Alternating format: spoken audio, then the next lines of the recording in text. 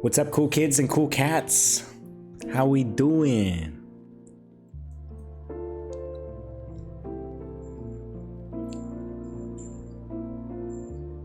Well, it sounds like my cat's playing playing with a little toy, which is great. Glad he's giving. What's up, Alex, Claire, Rate, Shin, Cosmic, Rendezvous? How we all doing? How we all doing? Don't mind me. Hey, what's up, Queen? Just finishing my cereal.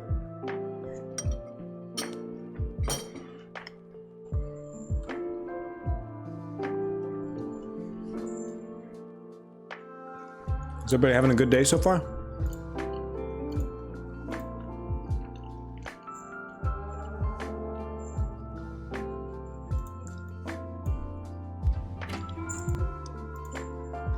Well, SoFi is mega chill. How's my day? Pretty good. I slept in.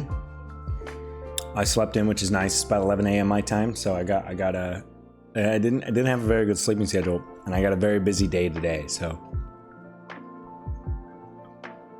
day's been good. Shidward, how about you? Also, Shinward, if you say your name 5 times fast, huh? Huh?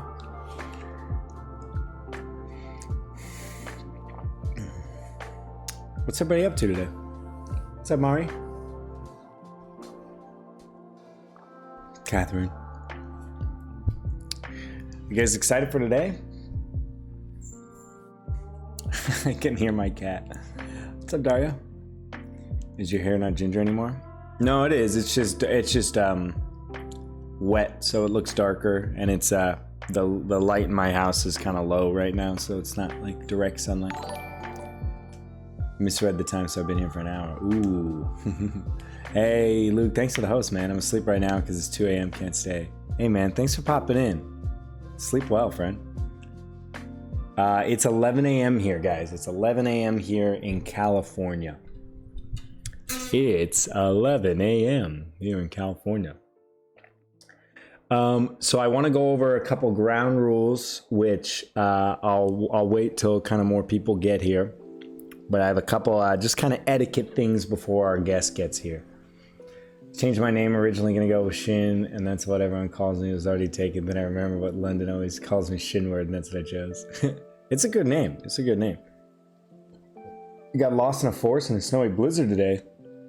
Oh, I'm glad you made it home, Shannon.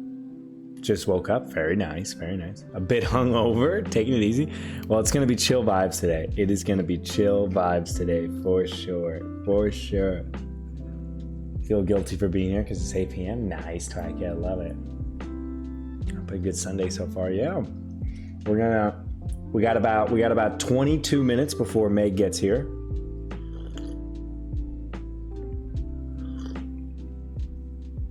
So let's get the caffeine in. Guys, if you have any last minute things you want me to ask Meg, I'm not saying I'm gonna get through. Oh, robot cat, fuck me. Hold on, let's get a face. Okay.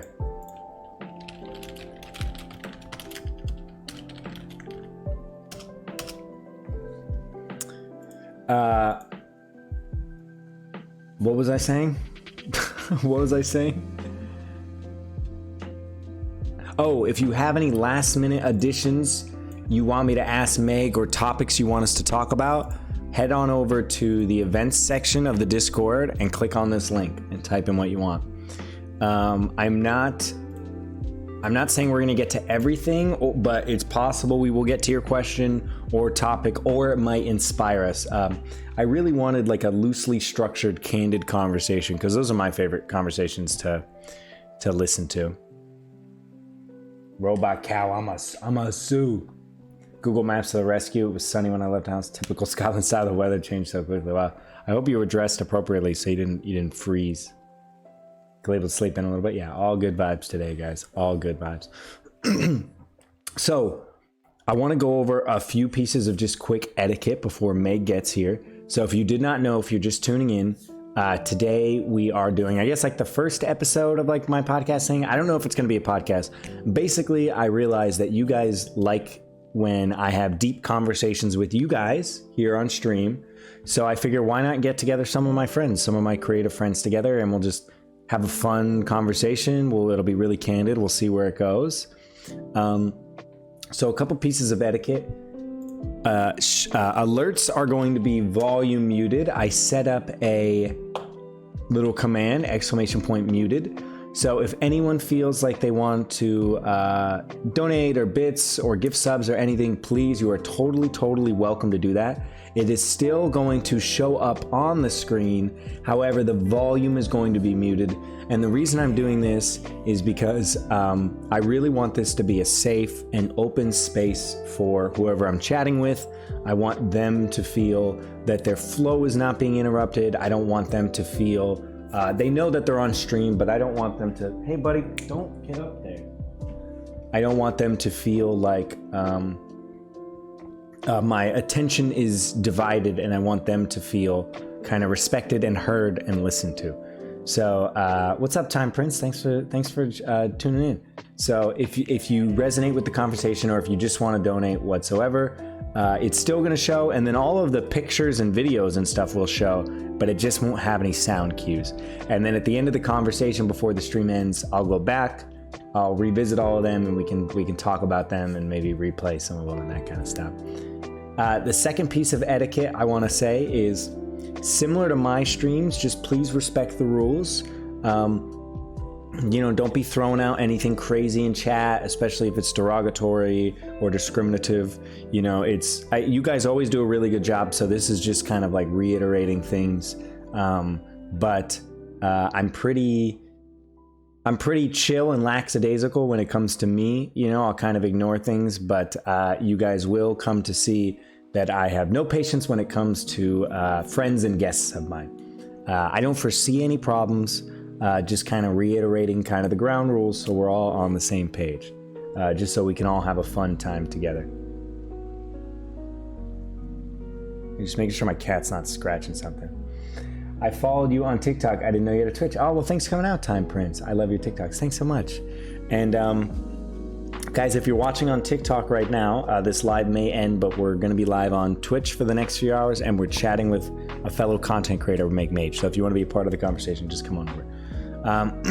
That being said, guys, I will still be looking at chat. So if you are contributing to the conversation, and if it feels relevant, I might bring it up or talk about it or whatever. So I'll still be looking at chat. So you guys are still very much a part of the conversation.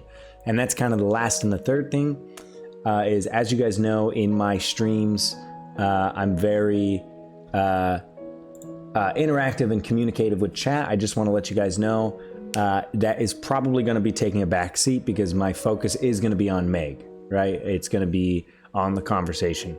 That's not to say you can't still chat, and it's totally possible we might interact and pick up on some things, but I just wanted to set the expectation today, guys, that I am having someone come onto the stream, I am having a conversation with them, and my priority will be making them comfortable and feel heard and having a conversation with them. How do you get inspiration? I'd love to be a content creator and have lots of ideas, but I'm never sure how to actually get started. Honestly, I would just, maybe this isn't great advice, but I would just start, like, especially with TikTok. Like, if you scroll all the way down to the bottom of my TikToks, they are not very good. I'm not even really I didn't know what a transition was. I didn't even know how to use sounds properly. It's just me just being dumb.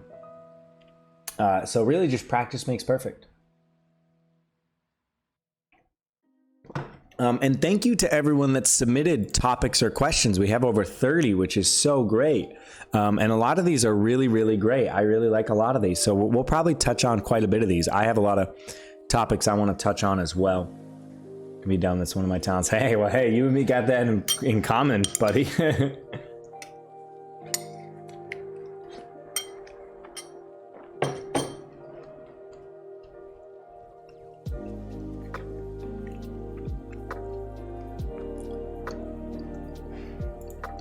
But to answer your question, how do I get inspiration? That's a good question. I want to write that down for...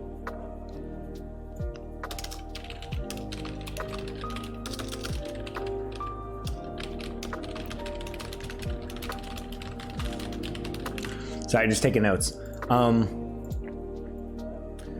Really, honestly, my Remember one time. Hey, there it is, Kaylin. Thanks for being here for 2 months, friend. And May. Never happened. Honestly, my inspiration comes from my friends. Sometimes it comes from movies, books, songs, a lot of songs. I'm constantly always just like thinking to myself and like having little scenarios in my head. So really, really kind of everywhere. Hey, what's up, May?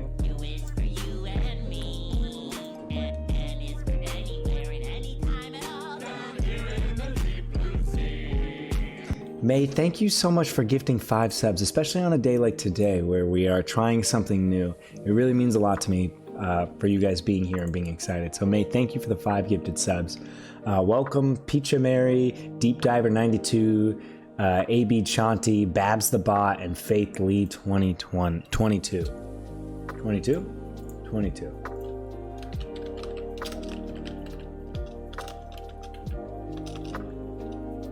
What inspired the collab with Eliana and Chris Barnett? They actually reached out to me. Chris reached out to me. I've been mutuals with Chris for a while, and he just he just hit me up. He's like, "Hey man, we got this video idea. Can you help out?" And I was like, "Yeah." Thanks so much. Made my day. Hey, no worries. Thanks for being here. Thanks for being here, friends. Yeah, I actually still need to edit my side of it. Guys, do you think it's too late? Can I still post my side of the collab with Eliana and Chris and just be like, I'm late, here you go? Is that okay? Or should I just let it fade into nothingness? I am so bad at following up with stuff. Like I still have to do a duet with Annie. Laurel and I still have our series. I'm not a good content creator to work with, am I? I'm definitely one of those friends that like replies in their head and then doesn't reply for like a few weeks.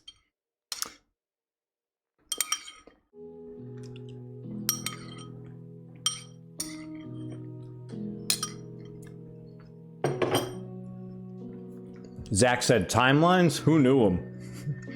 Who knew them? Okay, well I gotta edit it. And I might not cat. I might reshoot parts of it to like bump up the comedy a little bit. Group projects right now. Time doesn't exist. We're in a panorama. Yeah, I want to talk about COVID with her a little bit.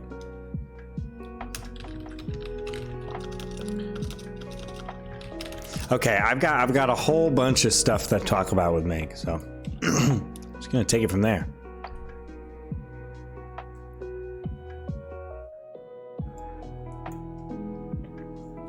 Teacher POV, the name is the cutest. Yes, she did her. So I did my side and she duetted it, and then she made part 2, and I still need to do it. So maybe I'll do it today, but right after this, I have to head over to West Hollywood to do an audition with some friends. Please post it. I've looked for it a few times. Okay, I will, guys. I will. Biscuit is always looking. Can we collab? You know, Time Prince, I'm going to be totally honest with you because we appreciate honesty here. I'm pretty specific with the collabs I work with. It's usually like creators that I've interacted with and followed before. But that's never saying never. I just am pretty specific and I work with people that I know pretty well. So it does take some time because I'm pretty specific with my content and my collabs. So it's okay one day. But yeah, definitely keep posting, friend, and don't give up. Don't give up. I'd much rather just be honest with people. Like I feel like other people will just kind of like ignore those questions, which I totally get. But I'd rather just be honest with people and be like, hey, I'm pretty specific with who I collaborate with, so I can't give you a firm yes, but just keep making content and that's how it works. Let's interact and go from there.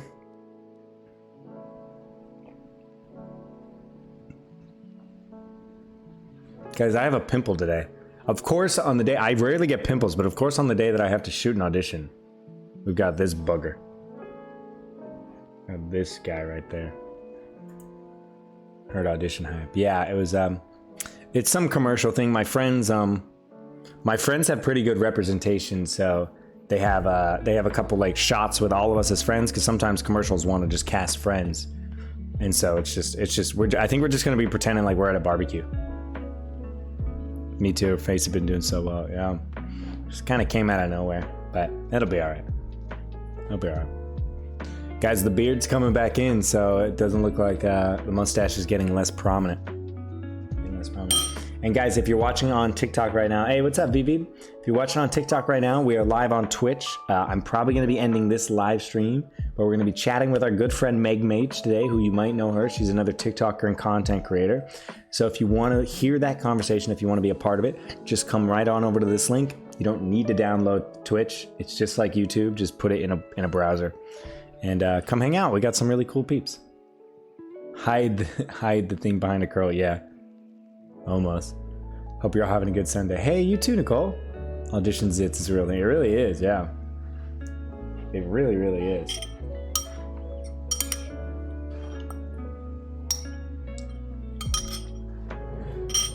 All right, let me put this bowl away because my cat will try to drink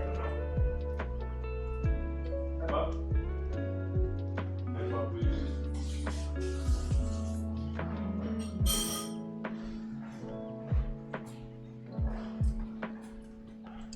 So my cat still, hey, there he is. My cat still won't let me approach him. But if I bribe him with food, he will let me. First time here from Make Stream. Hey, what's up, Legendary? Legendary Mofo. What's up, Mofo? Mofo. Sorry, we like fun names here. We like fun names here. Oh, there he goes. Scurrying.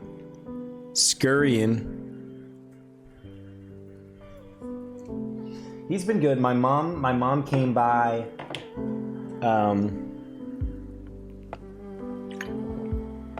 My mom came up yesterday, and we tried to get him to like interact, and he was just not having it. He was not having it at all.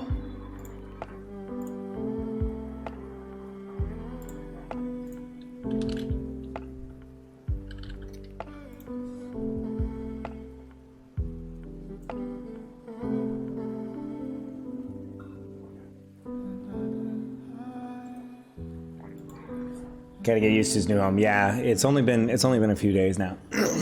So guys, if you're just tuning in, maybe you're tuning in from Meg's stream, we're gonna be chatting with her in just a few minutes. I'm just gonna reiterate a couple ground rules. Sorry, it's loud in Hollywood. Hold for helicopter. Hold for helicopter. Hold for helicopter. So all alerts are still going to have visuals, but the sound is going to be muted so that we can create a welcoming and non-disruptive space for Meg, so that she does not feel like her time is being wasted or that my attention is divided. We'll circle back to them at the end. Still very much appreciated. Second thing is please be respectful of my rules and Meg's rules in chat. I'll still be looking at chat and possibly interacting, but again, my main focus is going to be Meg, who is so kindly and generously donating her time today to be on this stream. And then the third thing is I am not going to be interacting with chat as much as I used to, so please enjoy the conversation. That's not to say I won't be, and it's not possible, but I just want to give everybody a heads up. Should be fun. What did everybody get up to today? We've got 5 minutes before we give Meg a call. We'll still be here now. And yeah, you guys are, please feel welcome to chat with each other, chat about the conversation.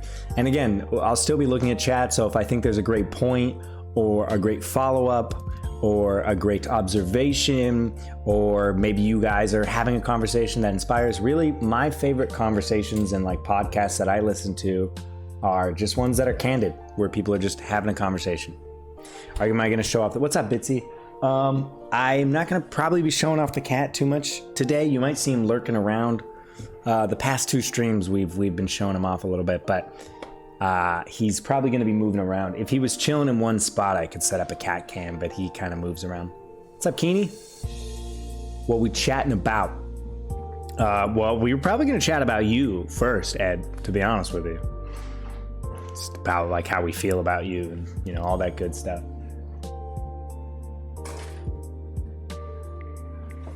Do I watch Marvel? I do watch Marvel, yeah.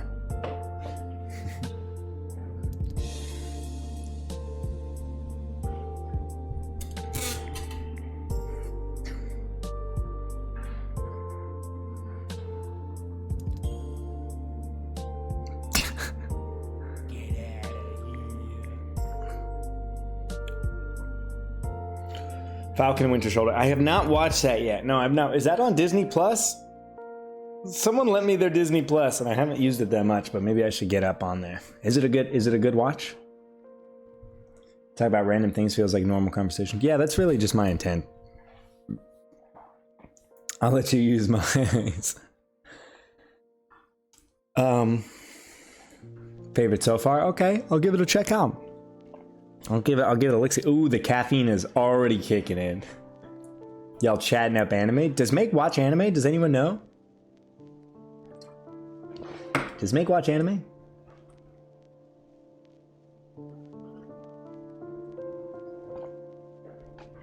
You need Disney Plus. No, like 4 people sent me their Disney Plus information.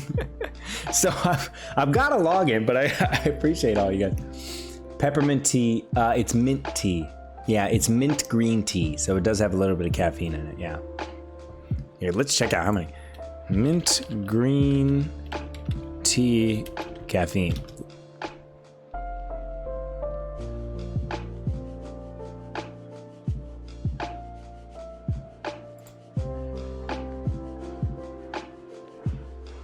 Wait, I thought it did. Yeah, 35 grams. 35 grams, because it's green tea. It's green tea with mint.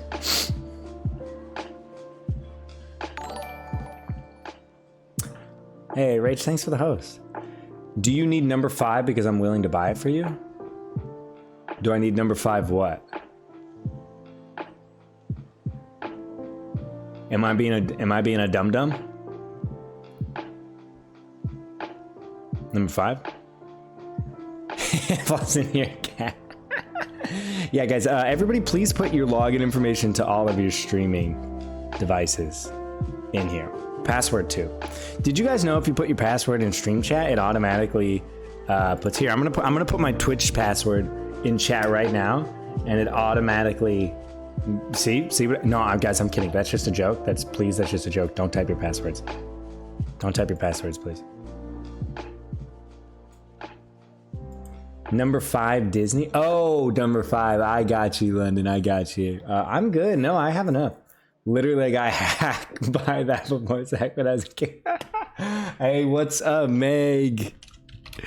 Listen. If you didn't get your RuneScape or MapleStory or World of Warcraft hacked as a kid, or Neopets or Club Penguin hacked as a kid by that, then I don't trust you. I literally don't trust you. I don't trust you. Hey, you know what my friend said to me the other day? They said, you know what, if someone's good with their mom, I trust them. And you know what? I like that. I'm adopting that. I'm adopting that as my own. So many cuties in chat. They would play games for me and get me cool clothes. Ooh, Daria, yeah. I mean, I once got scammed out of like 50,000 gold in RuneScape. All because a guy had a cool hat. It's not even, I wish that was a joke. It's not a joke, it's a real story. It's a real story. All right, I'm debating, do I want to be a headphone boy for this guy? I think I want to be a headphone boy so that Meg's voice is in HD. I think we all agree that Meg has a great HD voice.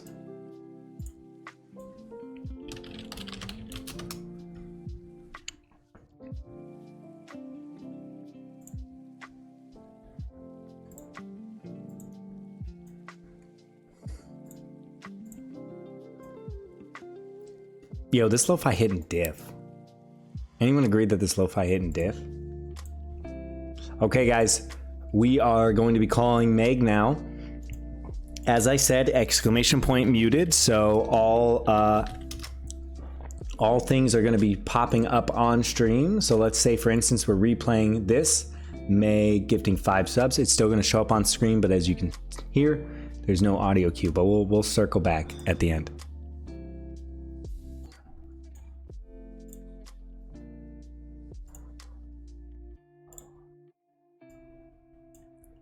Hello. Hi. Hi, Meg. Oh, wait. Yeah, we're waiting. To be fair. Do I turn on my camera? Okay. Up to you. I probably won't be. Actually, yeah, we can turn on the camera. Let's do it if you want to. Yeah, I look cute. Okay. All right. Let's pop. All right. Let's. I'm setting a very good impression to anyone who doesn't know me. Let me set up a display capture then for Discord. That's how we do it, right? Mm-hmm. Why isn't my camera working? Oh, because I have it set up I have Streamlabs up. That's yeah, you're totally right. What's the best way to just capture a specific window?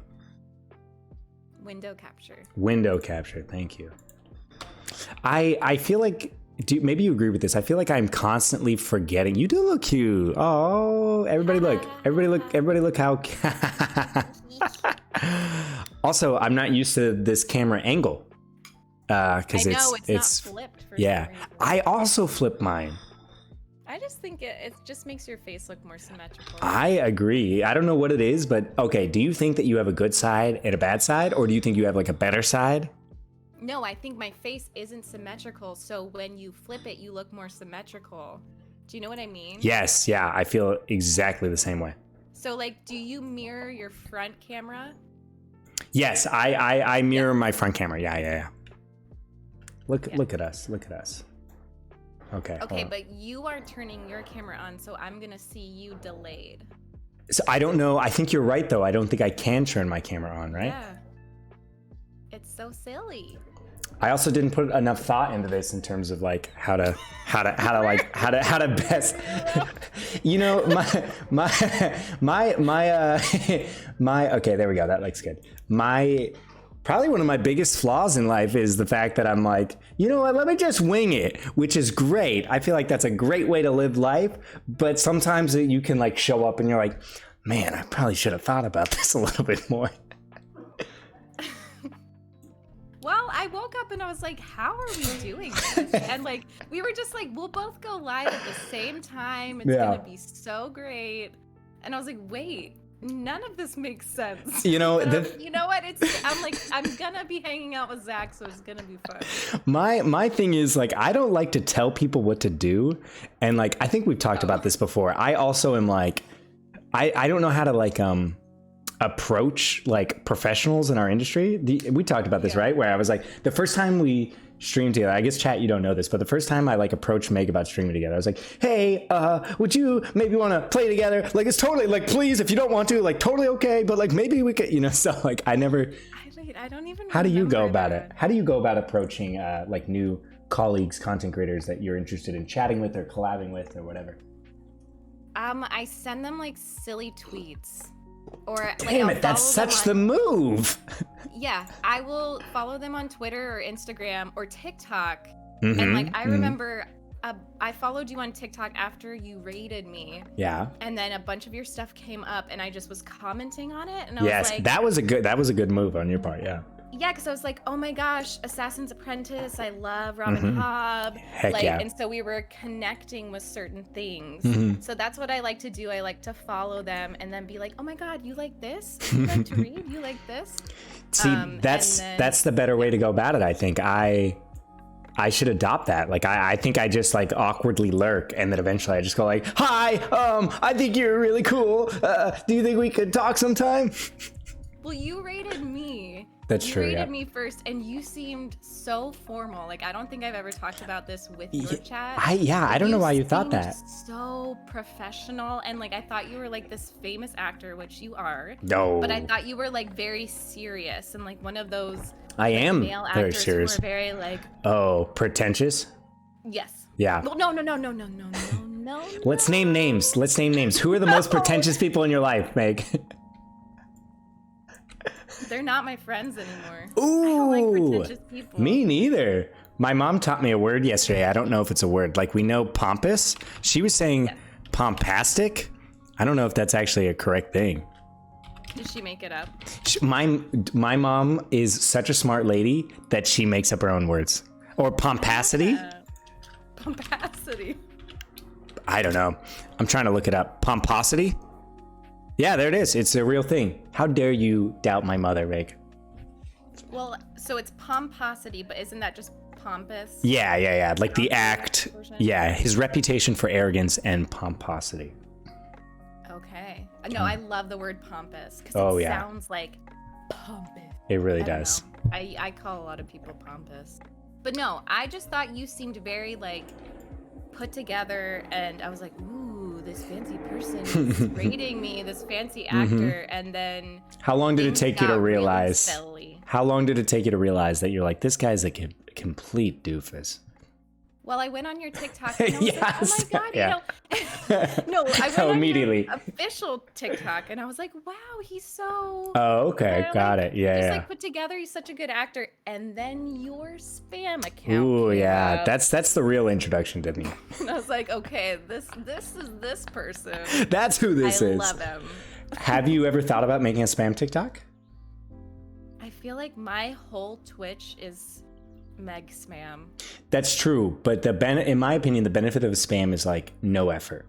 You know what I mean? Like no editing, just unfiltered. But I could see that maybe somebody already like gets that same intent, you know, because I feel like from their Twitch streams and like their Twitch TikTok. Yeah, I mean, my bio is literally like I have no filter. That's true. You are the original hashtag no filter. Yeah, I might actually make a spam one. You inspired me. Oh, you so should. That's I'm here to promote. Yeah. You know how you have like a podcast guest and we're gonna have a plug section, and let's do it several times throughout the podcast. Let's do it once right now. Go ahead. What do you want to plug today, Meg? And it can change. I'm gonna make a spam TikTok called Not Meg Spam. Wait, no, should I copy you? Well, I don't want to copy my first, I would be honored, first of all. Second of all, my first spam account I lost the password to, and I think it was called Zach Spam Zach, or maybe it was Spam Zach Spam, and I lost the password to it. And I can't access it, but it's still out there. And do you want to know how I lost the password? It's a pretty teenage story. Did you put the password in chat because someone told you the asterisk? They said I would make 15 golden sovereigns, and I was like, I need that in my life. But no, so my spam account, as you know, is a little bit more unfiltered. It's my like main account is kind of where I'm like, I have a brand, I present, I'm nice, right? And you know me, like I'm pretty nice, but I also am sometimes not so nice. So I needed an outlet to basically call all this stupid ass people stupid asses, and so I made it. No, but you're then just like angry at TikTok. I mean, I know that you are like, I don't know you to be someone who's angry at people. Maybe not. I'm angry. TikTok. I'm angry at an aggregate group of perceived people. Okay. So not individuals, just what I think a lot of people think and feel, and a lot of it's based on my own thing. But I'm like, I'm about to talk about this for 10 minutes. But yeah, I love it. So my parents followed the spam account, and I immediately freaked out, even though I'm a 26-year-old man who is totally financially independent, like pays for his own dental insurance. Like I don't think you can be any more fully grown than that. And I freaked out. So I blocked them. No, I didn't block them. I should have blocked them. But what I did was I was like, I'm going to make the account private so that they forget about it for a little bit.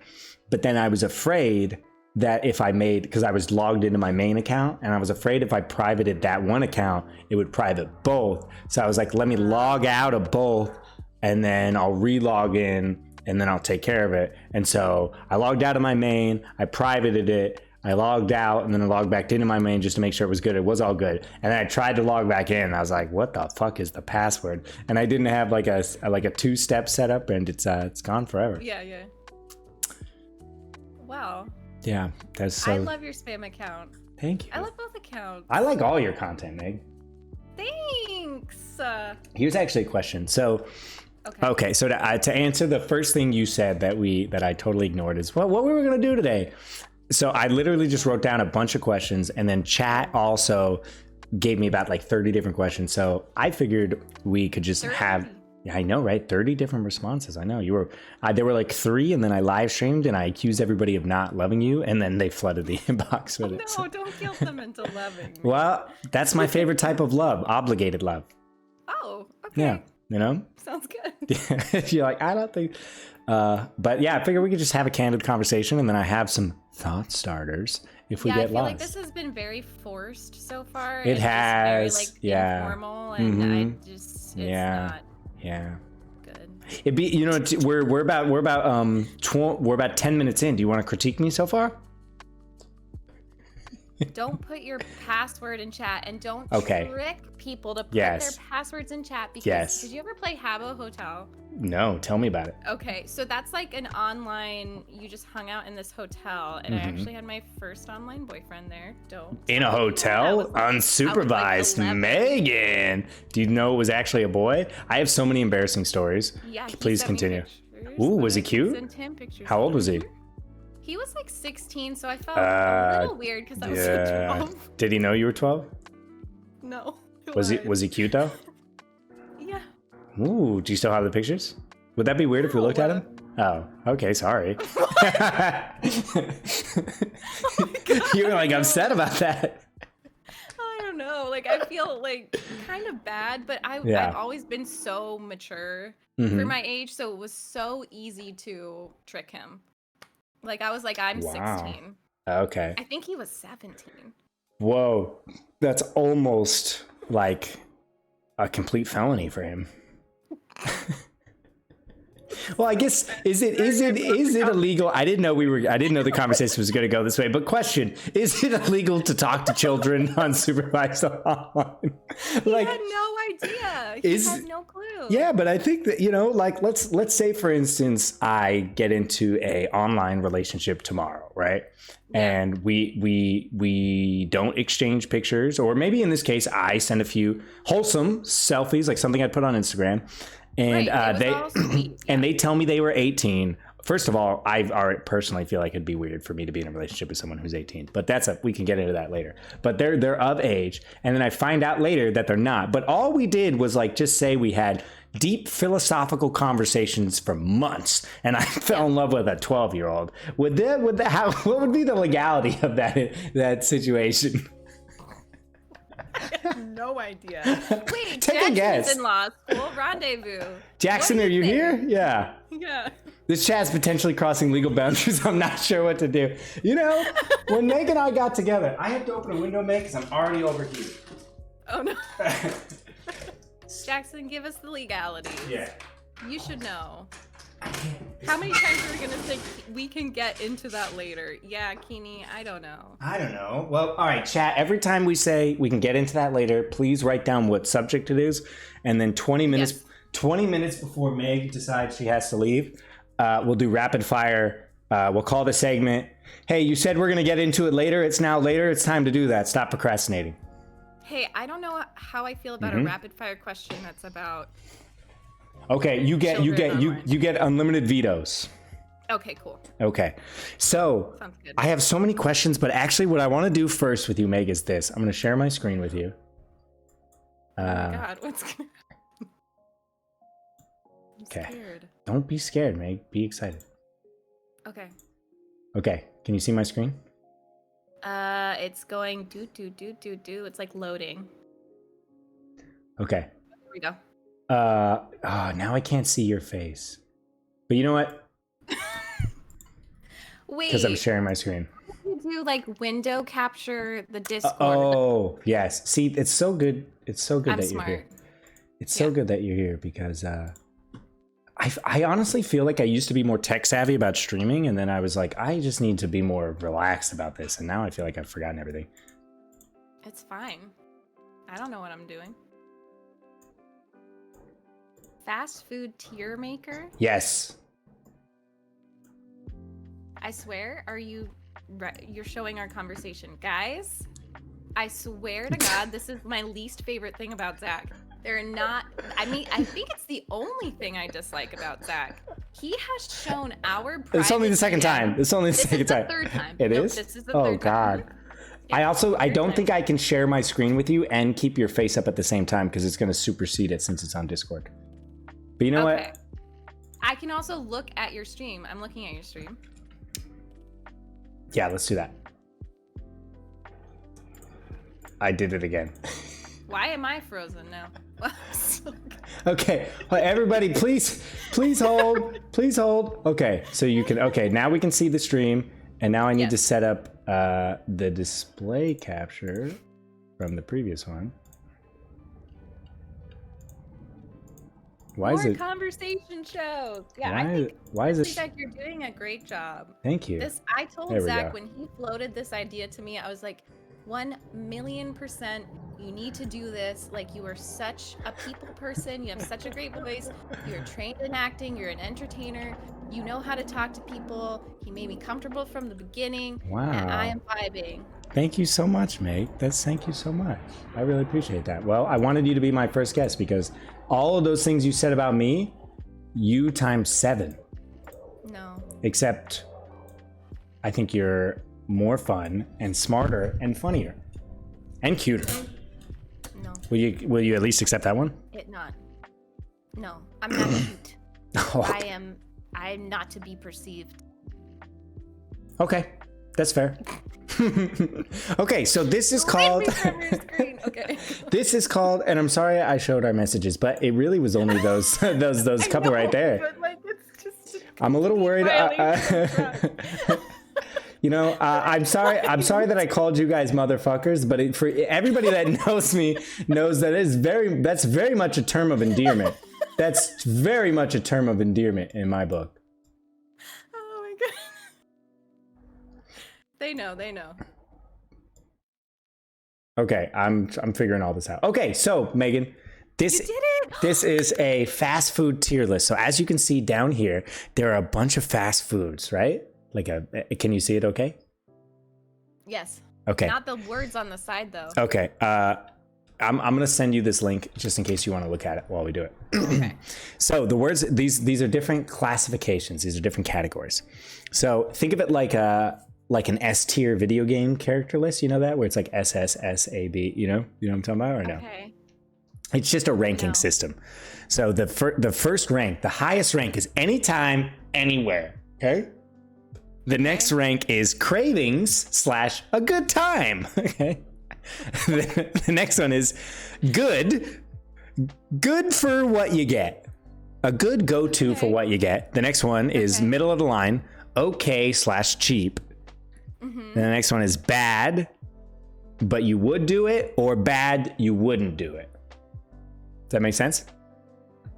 So just bad, but you wouldn't do it? Either way. So you can put stuff that's in there that's like bad and you're like, I'm not really going to do it, or bad and you're like, but maybe I'd still do it, kind of thing. Okay, great. And then the second to last one is just never, all capitals. Okay. And then the very bottom one is not enough data. So like you feel like you haven't been there. I haven't been there. Okay. Okay. So I really want to leave this open to you to just go. If you want to know, I did this as well. If you would like to know like my rubric, you were an IB, right? Yeah. We talked about it. Okay. If you were curious about my rubric, I can share it with you. Or if you just want to jump in, you can jump in. Let's jump in. Go ahead and put Chick-fil-A up at the top. All right, we are starting off strong. Where is Chick-fil-A? Here it is. It's at the top right. What do you like so much about Chick-fil-A? Their chicken. Yeah, that's that's a good thing. Yeah, I hope. Yeah. Their sandwiches and their sauces, the Polynesian sauce and the honey barbecue sauce, and And then they have this kale almond salad that's so good. Okay. And I know that it's like bigot sandwiches. I understand, but it's just so good. I feel like Gen Z doesn't care. TikTok loves Chick-fil-A, and I'm like, Gen Z? Good. I thought, what the hey? I thought, what the hey? So let's keep going, but I do want to say something I keep in mind as well is like, or no, let me ask you this. How are you going to be judging these things? Like you have this, but what are the factors going into the decision when we are placing these? And it's okay for this to change as we continue to do this. I think just like if I want something quick, like what is my go-to? Okay. And I think about like the quality of the food. Yeah, quality for sure. Price? Because there's, yeah. In restaurant experience? Kind of. No. Okay, so none of that is not going to be a factor today. The in-restaurant experience. I mean, maybe I have one that I have fond memories of inside. Okay. So yeah. Well, let's keep going. I don't want to bias you too much. Here. Okay. Let me know if you can't read any of these. Okay. So wait, what's the top one again? Can you read the first one up? Yes. Anytime, anywhere. So A++. Anytime, anywhere. So that's definitely Chick-fil-A for me. But anytime, anywhere. Yeah. I think that's only Chick-fil-A. Only? Oh, really? Out of all of the rest of these, nothing is on the same level as Chick-fil-A. I can get breakfast there, I can get lunch, I can get dessert, I can get dinner. Wow, you are okay. That's an extra level I didn't think about. I've done this, and I didn't think about that in terms of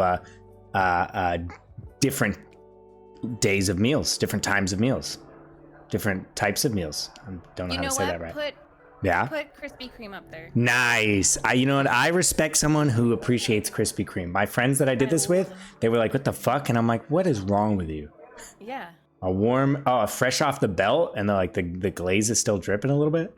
Did I tell you about the ice cream sandwich I made with donuts? No, please tell me about it.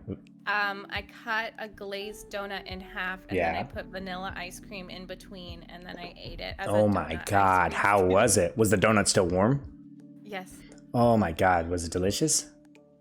Yes. It was so good. It sounds like diabetes, but it sounds so good. It's all about that balance, baby. Do you have any? And don't forget our. Should we tell chat? We have some secret safe words, and if any one of us at any point vetoes anything, we're moving on. And if you guys don't like that, you can. Wait, can chat veto something? I don't know. How do you feel about that? Not good. I would say no. I would say they don't have any power here. Stop talking about that. Their veto is muting the stream. That's their exactly. That's their veto. Exit. Yeah. And I already told chat that I'm like a very chill person, and I will kind of let people like. I don't know if walk over me is the right word, because it's like I just don't care enough. Like I have a capacity, if like someone's being a dick to me, I can just be like, whatever, like that's on you. But if people like being dicks to my friends is like, I've got a 0% tolerance. 0%. Yep, I'm the same way. Okay, let's keep going with this. Krispy Kreme, solid choice. Okay, so I'm gonna put Dairy Queen, McDonald's, Panda Express, Chipotle. Sorry, I'm going really fast. That's okay. Burger King. Yeah, is this gonna be craving / a good time? Yes. Okay. So, wow, burger. Okay, let's get all these and then let's talk about it. Burger King for the Impossible Whopper. Okay. Wait, let's get them all up there. McDonald's. What else? What else did you say?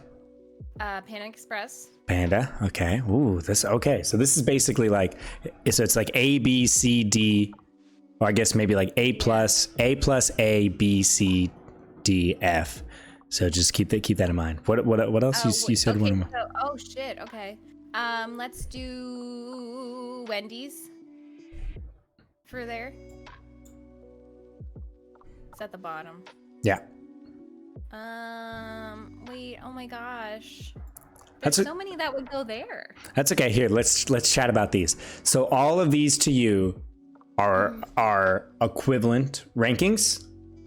All of these restaurants, like they're all on the same level. Interesting.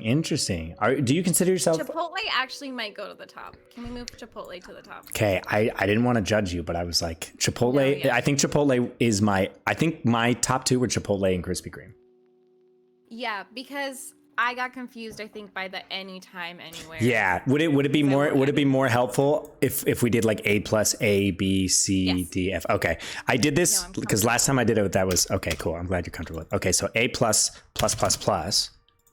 Yeah. A, B, C, D, F, and then just not like you haven't eaten there at all. Like I have never eaten at Long John Silver, so I've never had Cane's. I've never had. Ooh, missing out. Quiznos. I've never had Jack, whatever that is. Jack in the Box? Yeah, no. You've never had Jack in the Box? You don't even know what that is? No. Is Jack in the Box like a West Coast thing? Also, I see you in chat. I don't know. Wow. What's is it JJ? Jack in the Box is like it's basically like Carl's Jr.'s competitor.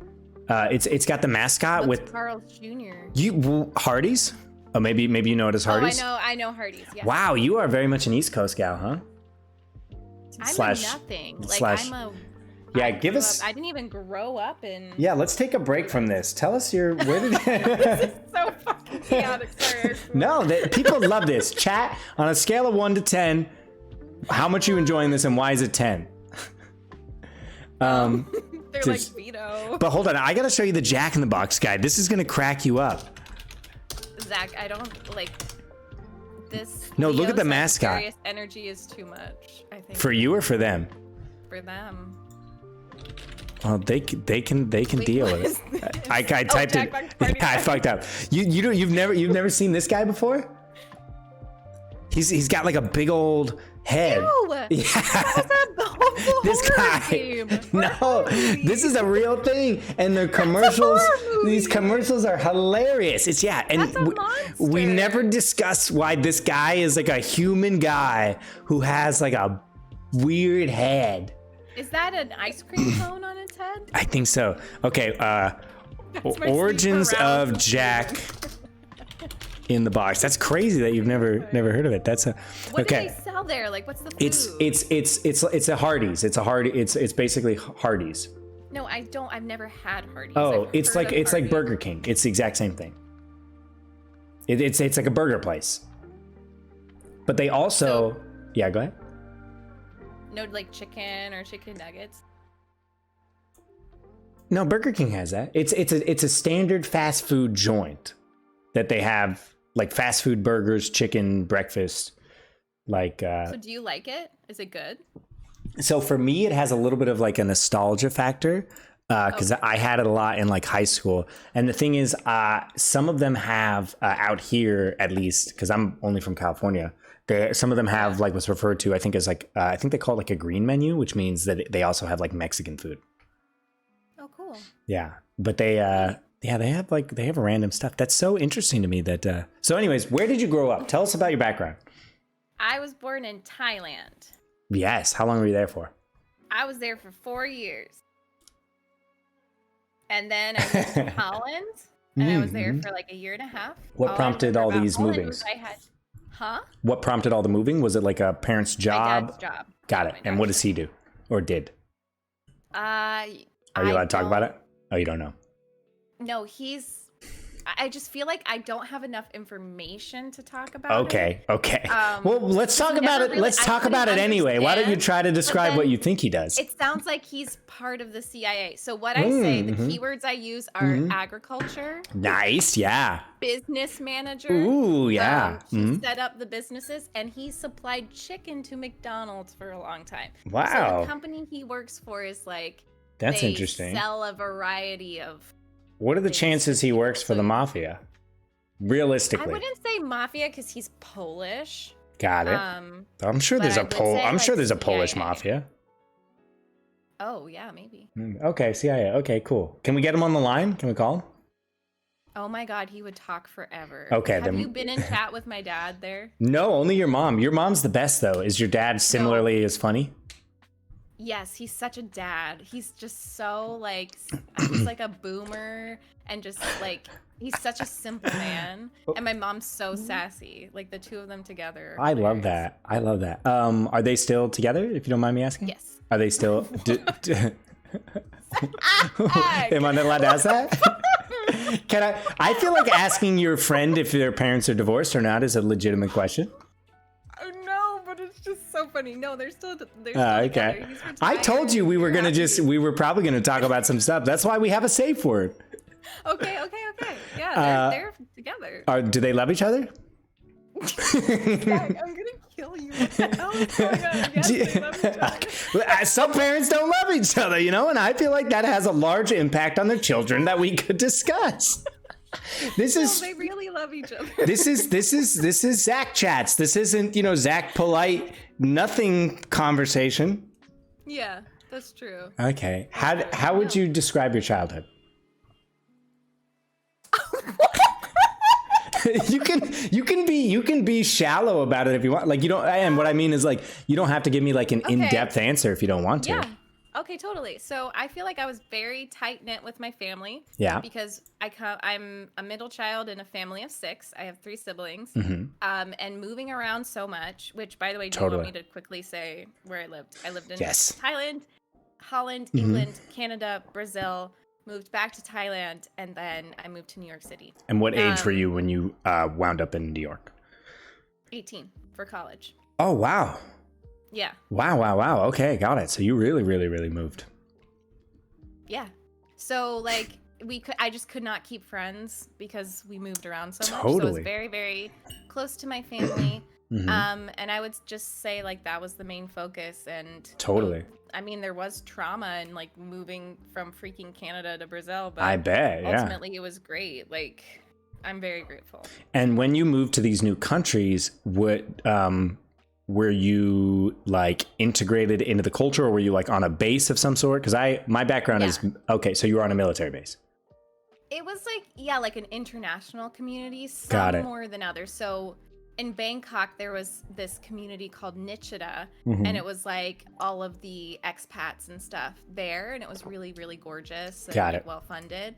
But then in Brazil, it was a smaller town, so Yeah. like I had to learn Portuguese. I had Sure. to adapt. And did you? And yeah. Awesome. Yeah. You're so smart, Meg.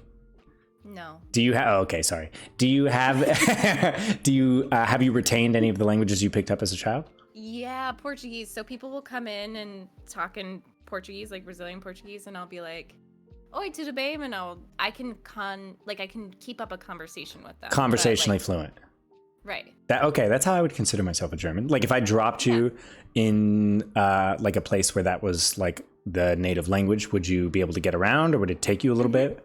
Okay. No, because I can understand. I don't know if you relate to this with German, but like I can understand them. It's more it would take me more time to think of how to like say specific words. Yes. Yeah. Do you kind of like talk around those words? Like that's what I do when I can't think of a word. Okay. Yeah. Got it. Okay. And then we're actors, so we're very like expressive. Like, I'll try to express it in a different way. Mm-hmm. Yeah. Which totally works. I took a semester of sign language. Didn't you take a little sign language as well? No. Oh, okay. But the only reason I did well in the class wasn't because I was good at sign language, is because like so much of it is nonverbal communication, and they really, at least the teacher that I learned, because there's different, I guess, like dialects of sign language. Obviously, like oh my gosh, that's like cool. Canada ASL is going to be slightly different than like US based ASL. Right. But it's a lot of eyebrows too, eyebrow and intonation and stuff. Think of that. I really want to take a sign language class. You should. I'm sure you could like get hooked up with like a community college near you. Yeah. Mm-hmm. Maybe I'll do that. So, what do your siblings do? How old are they? Where do they live? Okay, so well, I don't want to say where they live. Oh, yeah, that's so. Please, thank you so much for doing that. Yeah, first, the password is. Could you say the country they live in? Yeah, they're all in the U.S. Okay, got it. Okay, and no, they just have like I have nephews and a niece, and like, sure, no, that was absolutely like a weirdo coming in and then like threatening them because I feel like I could take harassment as a streamer, like I would be able to Sure. just be like, okay, this is fine. But you hear of these stories about like weirdos coming in and like targeting the mother. Totally. Yeah, please forgive me, and the entire Mage family, please forgive me. I dox myself all the time, so thank you for being. No, they dox themselves. Dox. Okay. My mom was like, "Can you make this alert of your nephew?" And I was like, he can't consent. You know, that's so interesting. Yeah. Is that like, where I don't care, let them come. Okay, Mama MegMage is my favorite. I like she's my second favorite mother. Aww. That's cute. Yeah, so is that where you land on that subject? Because I follow a lot of like families on TikTok. So my TikTok is mainly on like fitness, cooking, improv, and then like families. So I follow a lot of families. Where are they? They're not. I don't need them on my feed. I'm sorry. Listen, if you're a lovely lady listening to this stream right now, I can't follow you because it hurts my feelings. That's just the fact of the matter. What? I can't have personal attack. I can't have all of these like just beautiful people that I don't know that are like, because there's nothing wrong with this, but like some people have built a brand specifically on TikTok just off being beautiful, which is phenomenal. Yeah. Please go. I respect you so much. But personally, I don't need you. I don't need you on my following page. Totally fine if you're on my For You page, but my following page, I prefer it to be like things that I have like an interest and niche in. Right. I got it. I got you. So anyways, I follow a lot of families. And I follow some people that have families, but they don't feel comfortable showing their children on it. And I totally respect both sides. Like I see the one side where they're like, my child is a gift. They bring so much happiness. I want to share that with other people, which does bring a lot of positivity. But you're totally right that there's a lot of freaking people that are, you know, not great people that maybe will do not great things. So are you more on like the protective side or more on the showing side?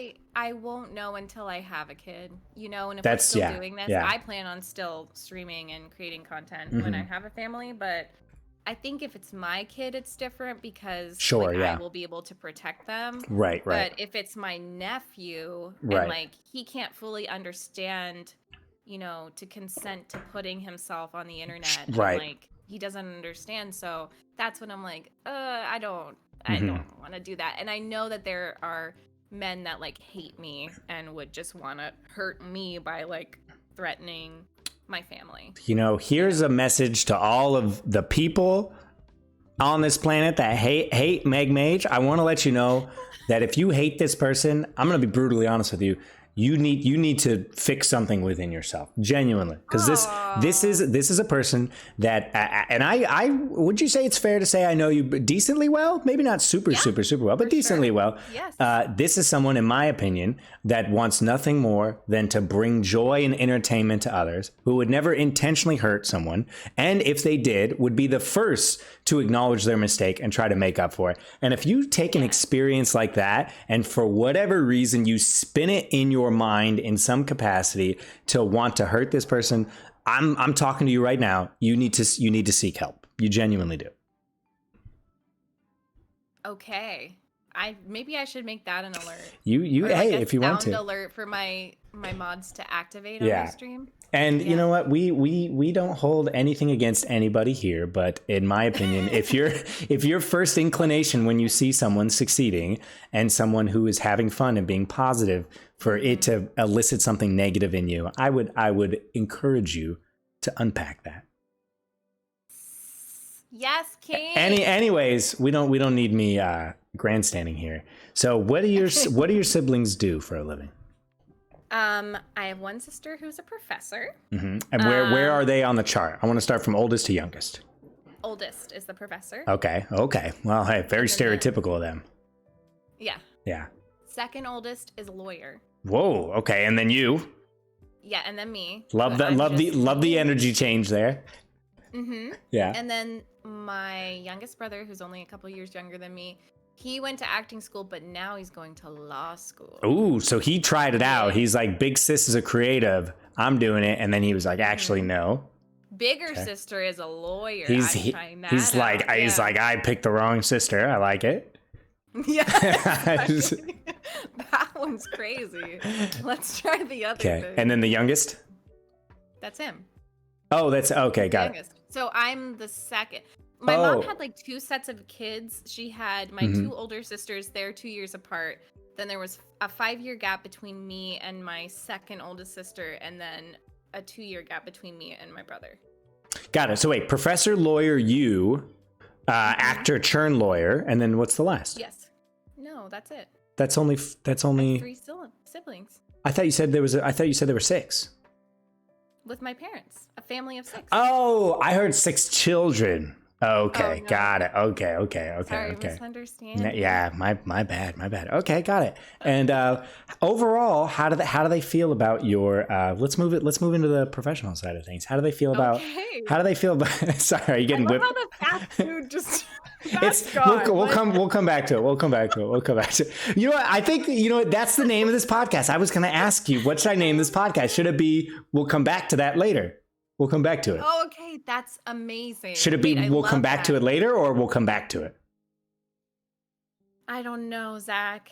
They're both really good. I was going to ask you. That was going to be the thing. Like, what should I name this? Amazing. I couldn't. Okay. I think we'll come back to it later. And then what's the acronym of that? What? WCBTTL? We'll come back to this later. Or just we'll come back later. Okay. Back around with Zach Allen. That's good. The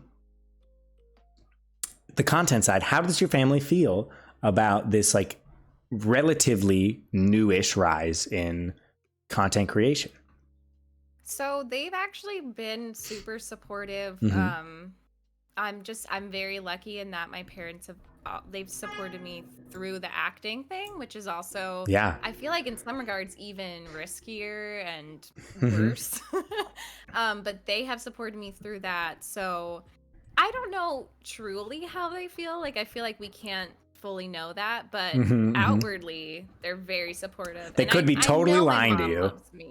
Yeah, no, but my mom wouldn't show up. Like, right. Yeah, she's the best. And be so nice. Like, she genuinely likes to watch. Yeah, and your friends. Yeah, has your mom always been like that?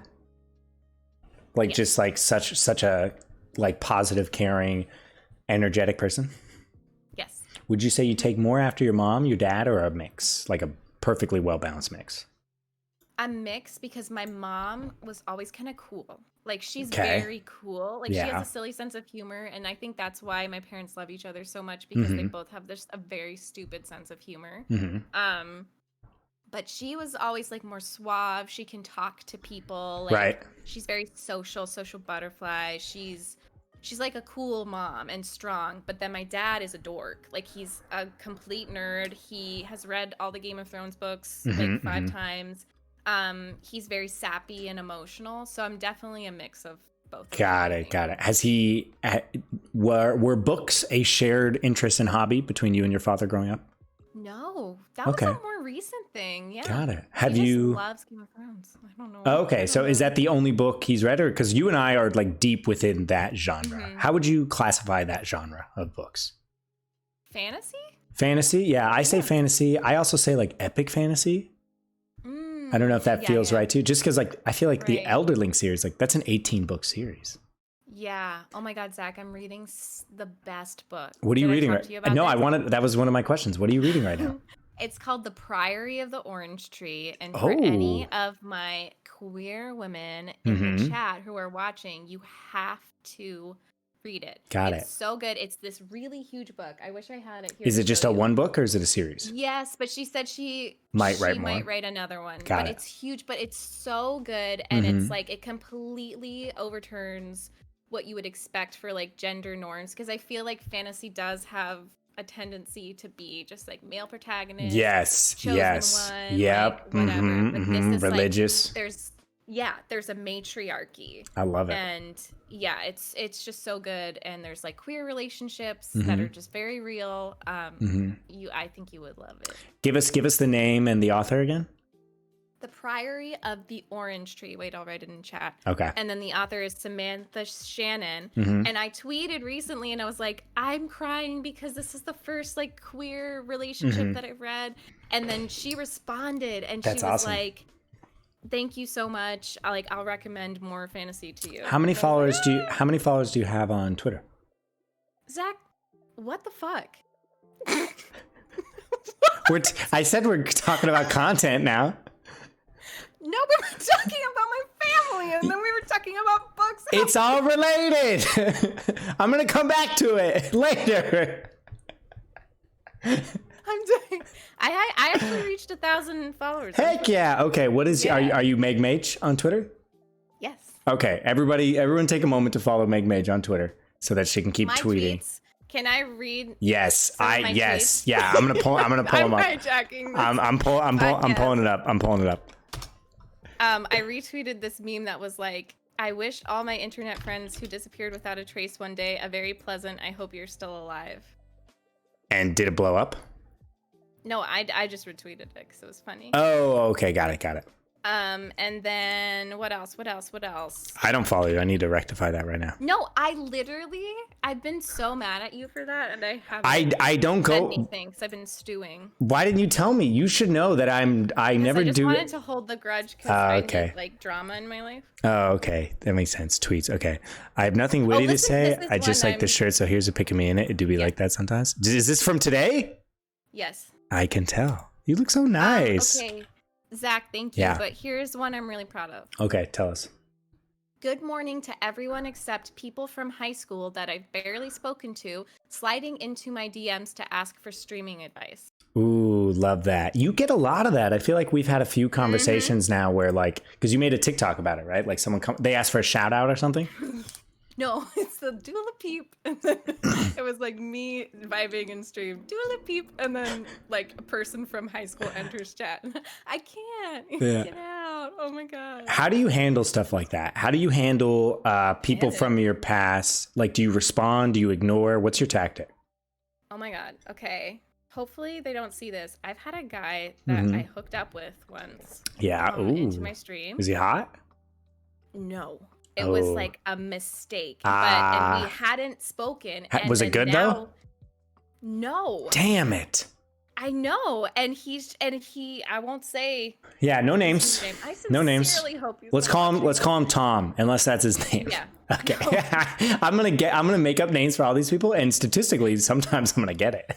Oh, not Caleb coming in, not my fiance coming in, right, when we're discussing. You know what? It's in my opinion, it's important for, I'm not in a serious committed relationship. I've had long-term relationships, and one of the things I wanted to talk about later is like love and relationships. But I think it's important to have like a storied past. I think. If we're thinking about it in terms of a book, like, it adds layers, it gives appreciation, it gives us further tools.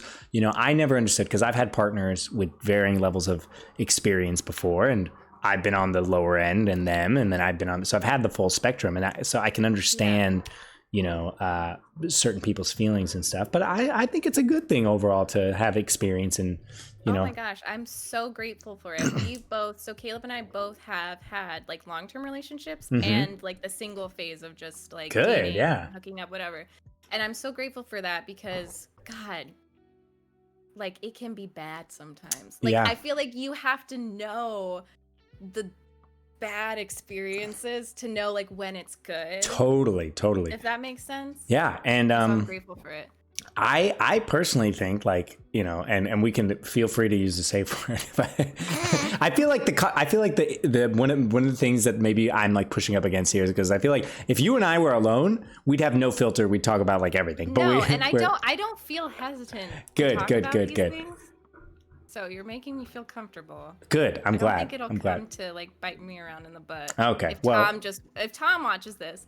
I mean, well, I don't save. I don't. It's not appropriate to come into my chat when we haven't spoken and be like, "Hi, congratulations on your streaming success." It's so weird. In my opinion, people are like they're doing it for like attention, like whether it's consciously or not, like they see someone doing well and they want to be attached to that. Because I've had people come in, not a lot, but I've had people come in and they're like, "Hey, remember me from X, Y, and Z in your past?" And it's like yeah, do you want me to like acknowledge that in some capacity? Like, would that do something for that for you? Right. But I was going to say, I think it's important to have more experiences because, like, you want your partner to be experienced in the bedroom, and so I feel like that's where it comes from, right? Yeah, I don't want to like offend anyone who wants offend to. Them.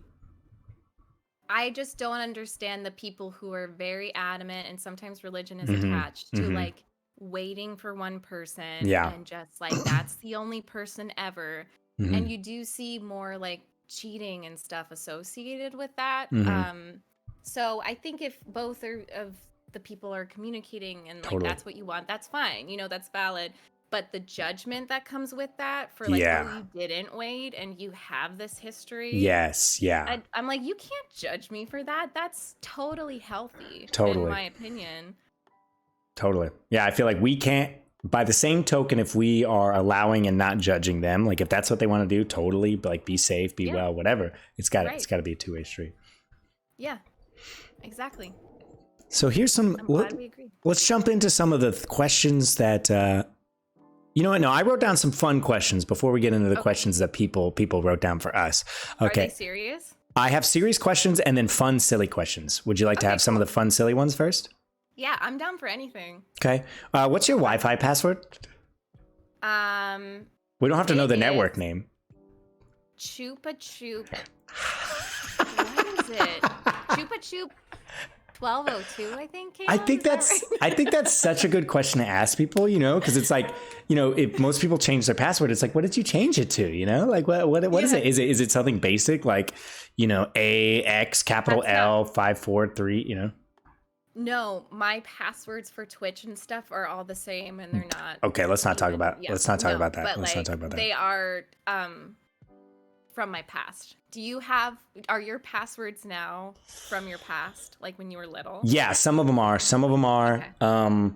A lot of my passwords. Yeah. I'm gonna say this. Not for anything important, you fuckers. But for stuff that's not important, a lot of my password is just password.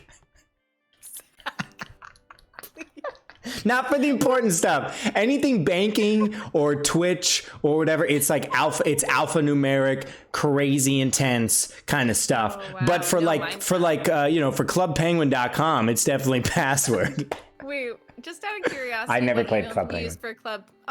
I never played Club Penguin. Isn't that interesting? You know what would be so fun? Did you know that Club Penguin is on? It still exists. Yeah, I did know that. Yeah. What if we did a co-stream where of Club Penguin?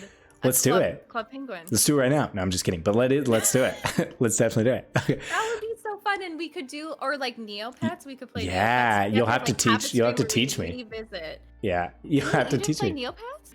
I think I did just a smidge. Yeah, just a smidge. I was playing at that age. So, what age were you playing Club Penguin and Neopets? I actually didn't play much Club Penguin. I was in the higher class of Habbo Hotel because I was mature. Oh, I see. I didn't even know about Habbo Hotel until today. I think it was more of like a European thing. Got it. Because because it was just your birthday, yes? December. Wait, Zach, did you think I did? Yeah, and you didn't comment back, and I was so confused because you had my birthday in December. I was so confused. I was confused too, and you didn't correct me, and I was gonna follow up, but then I was like, I don't think it was her birthday because I was pretty sure it was in December. Can I say this? I have such a bad memory. I posted on Instagram a screenshot of Taylor Swift's remastered 15. Yeah. And so it came out, everyone knows it came out on Friday. Everyone knows. And so it's like, it do be hitting different at 26. And then Zach goes, is today the day? And I go, yes, it's so good. And I thought it was her birthday. Happy birthday. I thought it was your birthday. And I just left it because I was like, I'm so confused. He cannot genuinely think it's my birthday. He knows my star sign. He knows, like, what the fuck? And I was like, maybe he's saying, like, the release of the album. You are grossly overestimating how dumb I am on any given day. When someone told me like a while ago, like I'm the epitome of Dory from Finding Nemo, and that just hit it connected with my soul in a really deep way. Yeah. But you remember important things. Like, only but not dates, not names, I'll remember like I don't know, December something. What day do you think? If I had to guess? 20th? No, close. 22nd? No. Higher or lower? I do like the number 22. Oh, okay. December 16th. 16th. Okay. I'm going to forge it in my mind right now. Because Seb's is January 16th, and so... And mine's August 15th. So your day. Oh, come on, Zach. What? Why couldn't you be born on the 16th? Oh, I don't know. I'm sorry. So we all three could have 16. But if it makes you feel better, I was really late into my life before I solidified my family's birthdays in my mind. Like, I'm talking like age 17. No. Yeah. Like, I'm really bad.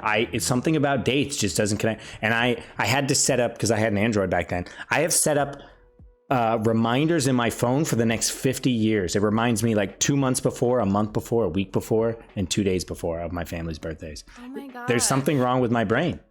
Did you play Brain Age did you have a DS, like a Nintendo DS? I did, yeah.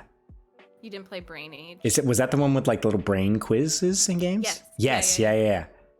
DS that could have strengthened your memory. I don't know what the issue is. Like, you can tell me a random story, and if I think it's funny, I'll remember it for the rest of my life about, April 18th when you met someone and you were wearing a yellow sweater and they got the oat milk in your coffee. Like, I'll remember that.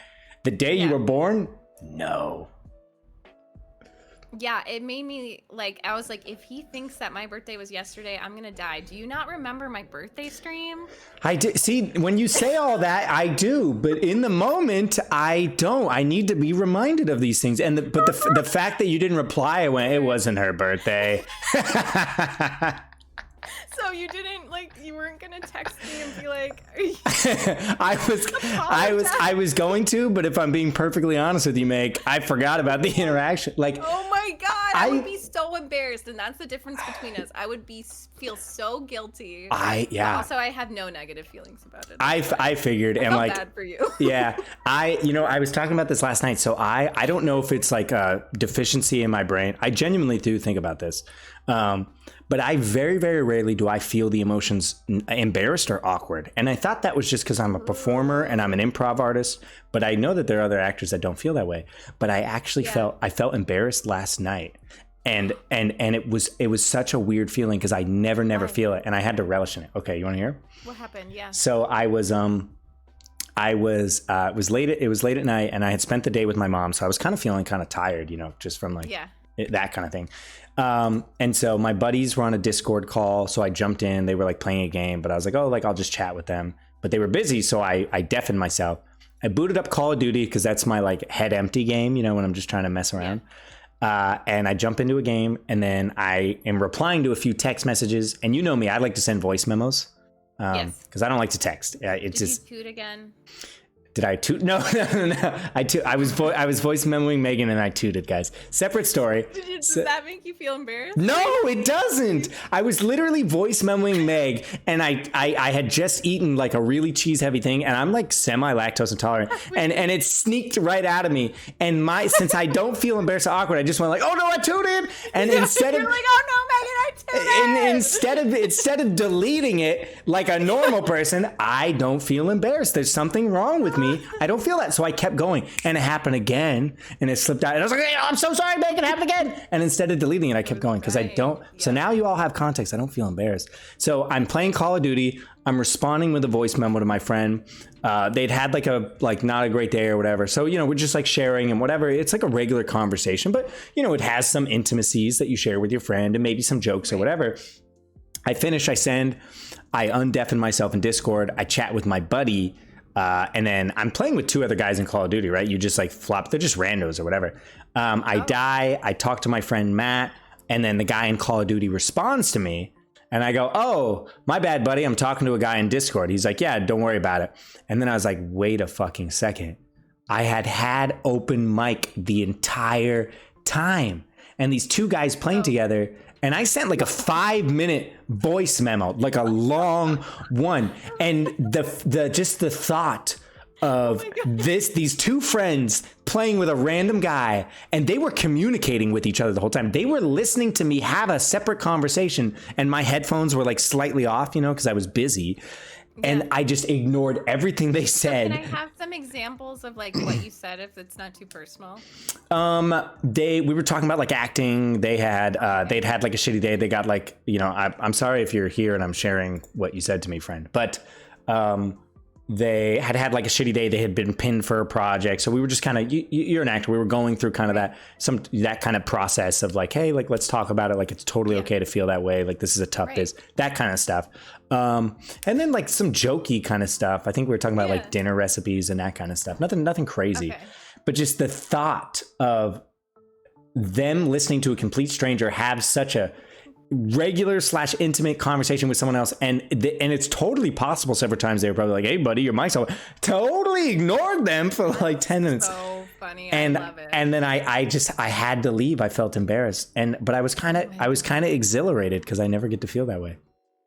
It's an interesting feeling. When was the last time you felt like really embarrassed? Because I had to actually get up and walk around. I was also a little high, which I think added to it. Oh, right. Yeah, so it was like the paranoia. Yeah, totally. I can't remember. I don't feel embarrassed much either. Right. It's got to. I feel like it's an acting thing, right? And a content creation thing. Because, like, being silly, that makes good content. Totally. I truly can't remember. If it comes to me, I'll tell you. Would you rather wear shoes every second for the rest of your life or never be allowed to wear shoes ever again? Never be allowed to wear shoes. I agree. I would just embrace that. Yeah. What would you? So you don't wear. What about hiking and house, stuff? Right? No, I like to be barefoot. It sucked that I got this cat because he tracks litter everywhere. Because he eats his litter, or he did when I first got him. So I have this like poop. No. He'll just the actual litter. Yeah. Okay. But I don't think he's doing it anymore. I think he just was. I think they weren't feeding him enough, or maybe he was stressed or whatever. He did it the first night. But so I have this like special litter that is like okay to eat if he does, but it tracks everywhere. So I do walk barefoot, but it's the worst. Oh. So you walk barefoot in your own home as well? Yeah. So that is kind of like an Asian thing, where they like leave their shoes. Sure. Yeah. But it's also cleaner. Like, it is you don't totally. have to clean up pollen and like dirt and stuff. Agreed. But I also I did a foot peel last night. Ooh. Do you know about the foot peels? No. It's a trend. Oh, okay. So don't show us your feet. What? If you want to, I was making a joke about you know the whole like feet thing. You can show us your feet if you want, Meg. Yeah, show us your feet. Show us your feet. No, I'm not gonna show. Okay. Would you like me to put your camera down for a sec? You can show me, and then I'll put you back up. No. Okay. I don't trust you. You show our direct messages. Does it make you feel better if it is completely unintentional and I'm just a dum-dum? It's got to feel a little bit better. Me feel better because I'm just like that motherfucker. I love him so much. I'm gonna choke him. When people call me a himbo, I'm like, I'm pretty smart, and then I look at the things I do, and I'm like, I am kind of dumb. No, you're very smart, but it's like in a dumb way because it's specific things that you just don't think about. Can't do it. Can't do it. But you're very, very smart in other regards. Hey, so you're smart. You're smart in all regards. No. What are some things you don't feel smart about? Have you seen me play GeoGuessr? American You're pretty good at it. You're pretty good at it. American history, don't know anything. I'm good now. When was the War of 1812? When was the War of 1812? Yeah. Oh shit, is it a trick question? Don't look it up. Answer. Stop. Put your hands in the air, Meg. Megan. It is 1812. You're great at it. You're great at it. Well, isn't it like the 100 Years War? Yeah. Actually 100 years. Yeah, they're just fucking bunch of exaggerated. So you're doing a foot peel. Yeah. Wait, why? Why? Barefoot. We want to be barefoot. Yeah. So I did a foot peel, and it's like you rinse it off. So it's not like a lotion or whatever, but you rinse it off, and then 4 to 5 days later, it like peels off the calluses. Sorry if I'm grossing people out, but I was one of those kids who put glue on their hands. Yes, to peel it. Satisfying. But afterwards I rinsed it off and I had this like cooling sensation. Yeah. And I felt like more connected to the ground. Ooh, like my feet grounded. Were, like, tingling. And I love lifting weights in barefoot. It's good for you. I love doing yoga. Yeah. was running, when I ran a half marathon, I chose like the lowest support shoe.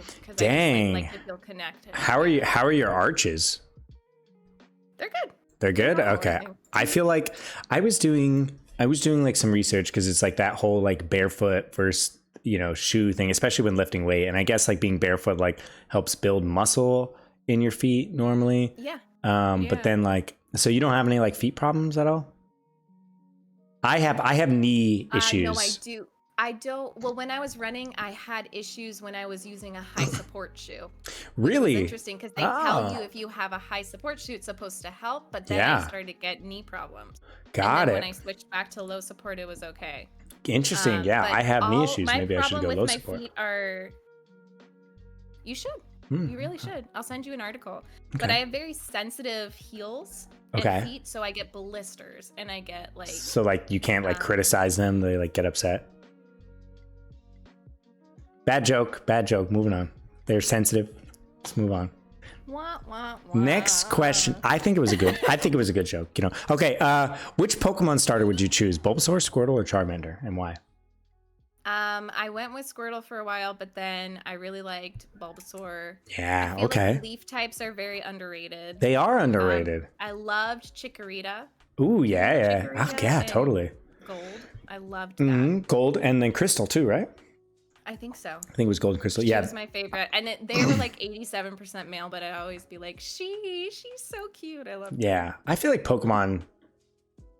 they should have just made them gender neutral. They were already weird about the whole. They're like, oh, here's an egg. Come back later. It hatched. No one really knows why. And I'm like, okay. Did you play Shield? Do you have a Switch? No, I've been wanting to get one, but I just spent like $300 on like self-tape equipment and streaming equipment. So I'm like, I gotta wait. Yeah. How dare I? God. I got a fancy like new arm that it's gonna be like one arm. But I can connect my monitor to it, my camera, a light, and my microphone. Oh wow! Yeah, I'm gonna look like fucking who's that Spider-Man villain? In the greatest Spider-Man movie ever? Yeah, well, I knew you would know. I like Spider-Man. Yeah, who's your favorite Spider-Man? Or should we go back to the fast food list, but do it Spider-Man? Miles. I like. Oh yeah, Into the Spider-Verse. Heck yeah. Yeah, because I struggle with like. Tobey Maguire. Well, Tobey Maguire was our He Spider-Man, was. And I like to say Spider-Man 3 the greatest cinematic achievement of all time. You know what? I loved Spider-Man 3 genuinely, and if you're kidding right now, fuck you. No, I'm not kidding. Amazing. Have you seen I liked it. I like the scene where he's turning into like Venom and he's like doing that dancing with the clothes. Have you seen that scene without music? No, but I want to. Oh my god! We gotta watch it. Like, ew, so cringy, and I'm like, it's supposed to be.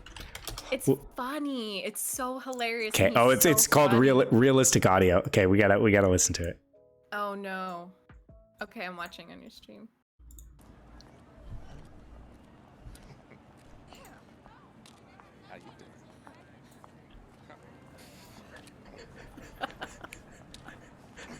Oh no.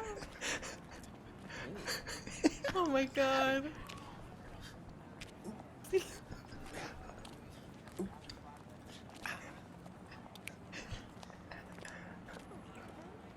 Did they just add it in? Yeah. I think they just faked it.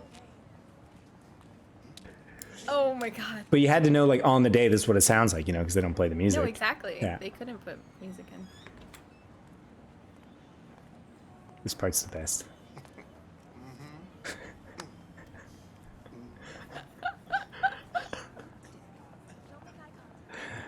It must have been so awkward for him to film. Yeah. My only question is, how did he not know that? I don't know. It was that just was not going to end well. Oh. What happened? It auto played. Anyways. Okay. If you were a flavor, what would you be? Strawberry. Why?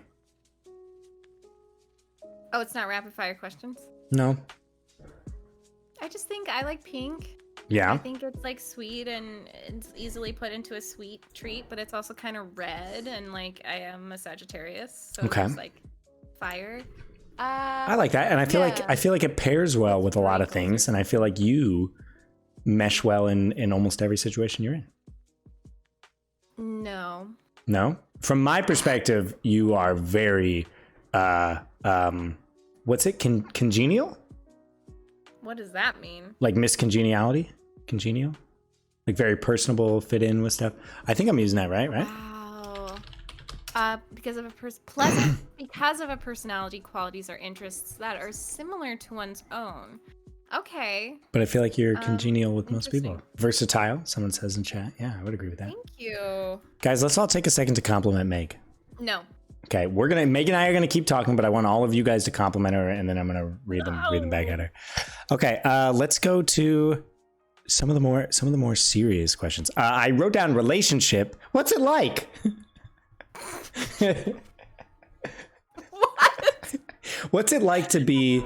How long have you been in your current relationship? Like 4.5 years. 4.5 years, got it. Mm-hmm. And just for people that don't know you, what stage of the relationship are you at? Are you married? Are you divorced? Are you engaged? Engaged. You're in the Maged? I'm MegMage. MegMage. Oh, did you combine like MegMage and engaged? Yeah. Okay, so engaged. So what's that like? What's that like? Bad joke. It's good. I've been engaged for over a year now because pandemic. Yes. Panorama. Yeah, so pan pizza. Great. Exactly. So, it doesn't feel much different than dating. So I don't know, and I don't think getting married will feel much different because I feel like just ever since the beginning we've been very attached to each other and like living together and everything was just very easy. So I don't know if I can like speak on that. Okay. I think you totally can. We all have our own experiences. I mean, if you don't want to speak on it, but if your comment was more directed towards, you don't know if you have the credibility or like the ethos to speak on it, I definitely think you do. Experience is unique because I do think that we like work really well together. And we're actually in love. Yeah, that is so unique. Like how many people actually work well together and are in love? No, exactly. Couldn't tell you.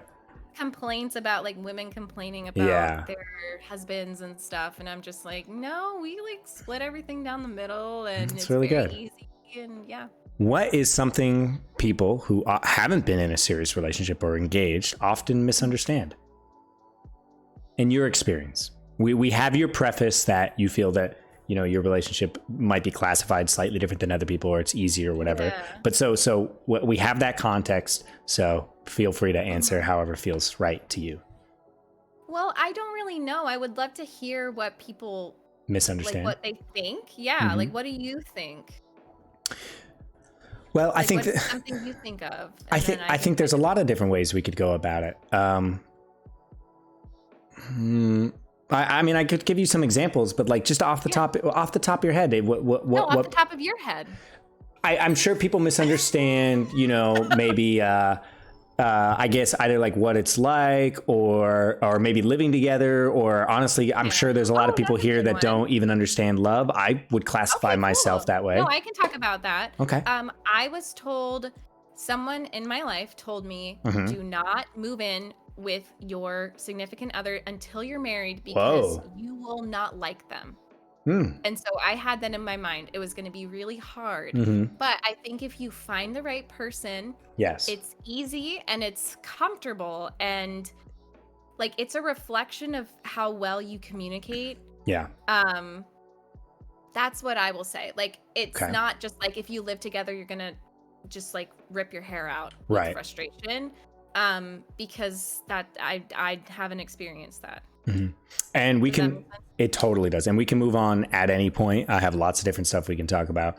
But for the people in the chat, because we were just having like a deeper chat last stream for us, and we got into some stuff like this. What's some advice you give people, like either they're in a relationship or they never have been in a relationship or whatever? I guess A, what's like an overall piece of advice? And then B, what's like a communication / conflict resolution piece of advice? How do you guys handle conflict in the relationship? Yeah. Well, one of the best pieces of advice I got was, I think it was on Twitter, but someone was like, if you feel like you're arguing with a loved one and you feel it to get too emotional, one of you can say time out. Yes. And then you go to a different room and just wait like 10 minutes, even 10 minutes. Totally. And this applies just not even for like a partnership or a romantic relationship, but just in general. If I'm feeling really angry, if I can just tell myself like, hey, wait even 2 minutes and just like think about what you're gonna say. Yeah. Then like it dissipates and then it just like the conversation goes way better. Such a good piece of advice. It's easier said than done, because when you're angry, like you have those hormones and you're just like, I want to defend myself, like whatever. But if you can just like train your brain, it's like a discipline thing. Like just, I'm going to take a step back. Totally. I'm going to organize what I'm going to say. And then it's just much better. It really is. I for anybody listening, that is such like a crucial and underrated piece of advice that Meg just gave, like stepping away. Do you guys... and I also think like there's this misconception of like, if it's passionate and if it's like real love, it's going to be passionate and you're going to fight. And like, I don't agree with that. I think that like it's not normal to, because I also don't trust the couples that are like, we never fight. Yes. Like, something's going on there. It's about finding a healthy way to communicate that's not like fueled by emotion. Totally. And respecting your partner and like realizing that you both have objectives and you both just want to understand each other more than like win. Yes. I struggle with that. I'm a Sagittarius. I'm a competitive person. So I'm like, I want to win. Yeah. Like I want to, it's almost like a debate or something. Yeah. But I think that's a big thing for me and like something I think about. So but you know this, but just for context for people, excuse me.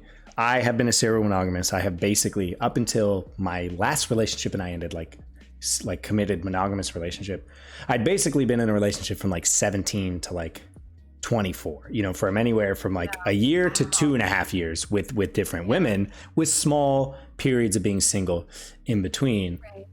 So I totally agree with that. Like, and that's something I work on. And I think it's just good, is like, not about winning or losing. And like, I think approaching each conversation with a genuine, I guess, motivation to just understand someone.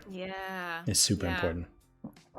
And like, you as humans, we want to be understood. Absolutely. So I think that's all we want, right? At any second and just be like, okay, I want to be understood, but like I have to understand this person too. Yes. They want to be understood. Yeah. It's really hard, but it's worth it. And like just taking your time with conversations too. Like you don't have to settle. Like, I don't necessarily agree with the, like, don't go to bed angry. Like, no, I think if it's a really tough conversation, like, go to bed. Pin it for later. Yeah. What? Oh, that's your podcast. Pin it for later. Come back to the lead. We'll come back to We'll come back to, oh, wow. Yeah. Oh, my God. What's that called? There's a term for when a character in a story says, like, the titular name, the titular title. I don't think I say titular title. There's a term for it, right? In showbiz, when someone delivers, like, that's just Grey's Anatomy, Bada bing, bada boom. You know what I'm talking about, though? Is there a term, or am I making it up? Okay, chat, let me know if you know. What is a realization you had about yourself recently? Oh, wow. Yeah.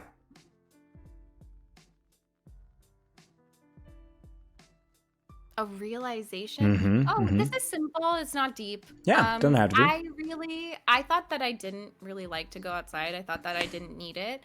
But I've been going and hiking. There's a little hiking trail right across the road from my apartment complex, and it has helped me so much. Yeah, I love that. Hiking. I did not realize. I was like, I like to lift weights and I like to do yoga, but like just walking, I could walk for hours. Yeah. And like, I just did not understand how beneficial walking and like going past the obstacles in the forest would be for me and my brain and my body. What do you do when you hike? Are you totally in the solace of nature? Do you listen to music? Do you listen to a podcast, audiobook? Well, I've been going with Caleb, so we been chatting. Like, okay. Yeah. Or we just walk in silence. We don't have headphones in. I try, if I'm walking in nature, I don't want to have headphones in. Do you and Caleb exercise together at all?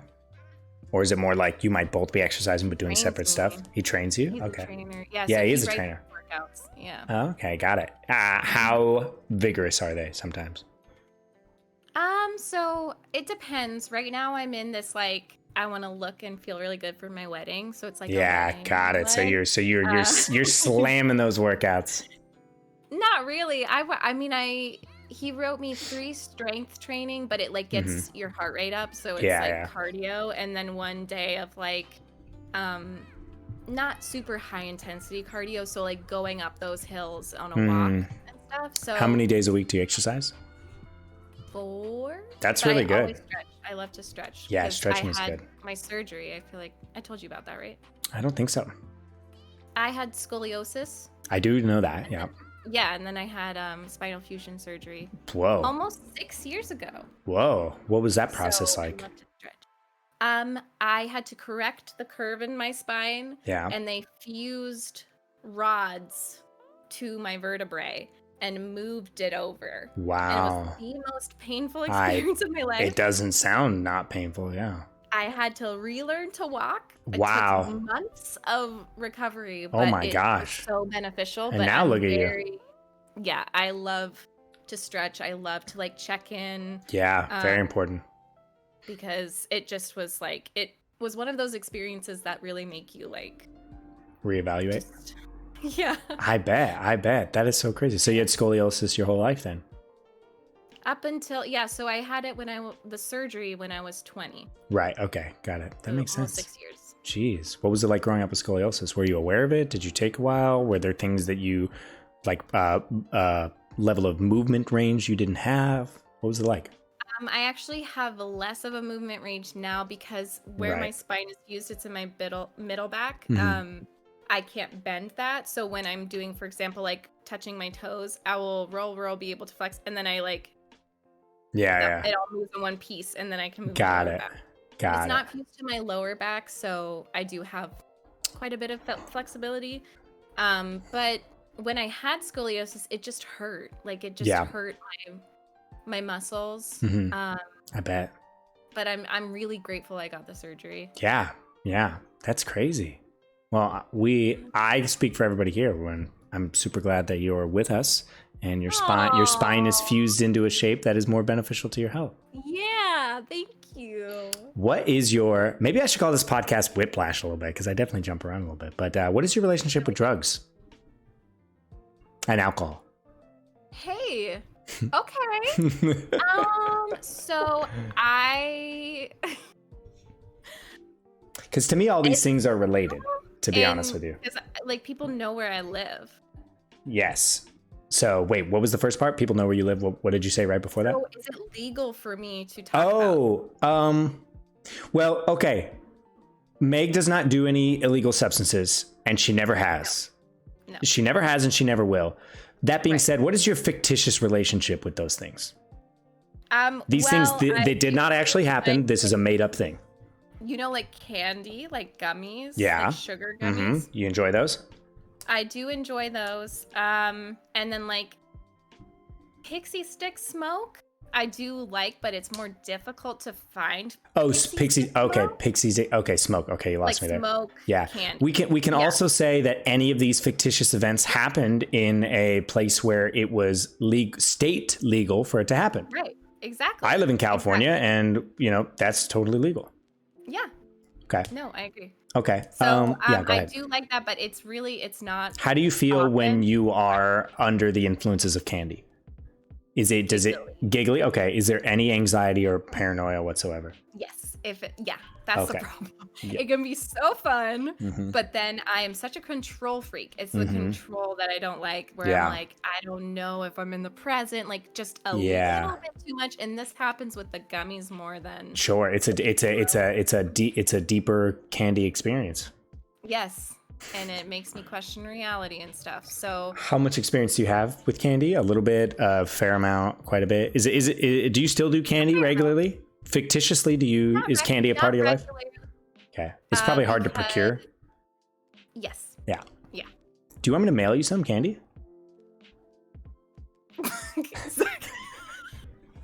I mean actual candy. Yes. Because I will. I was actually doing some research on this the other day. Oh my I have such Let's just say my mom is very cool about it. Hell yeah. Does she want me to mail her some candy? No, she has her.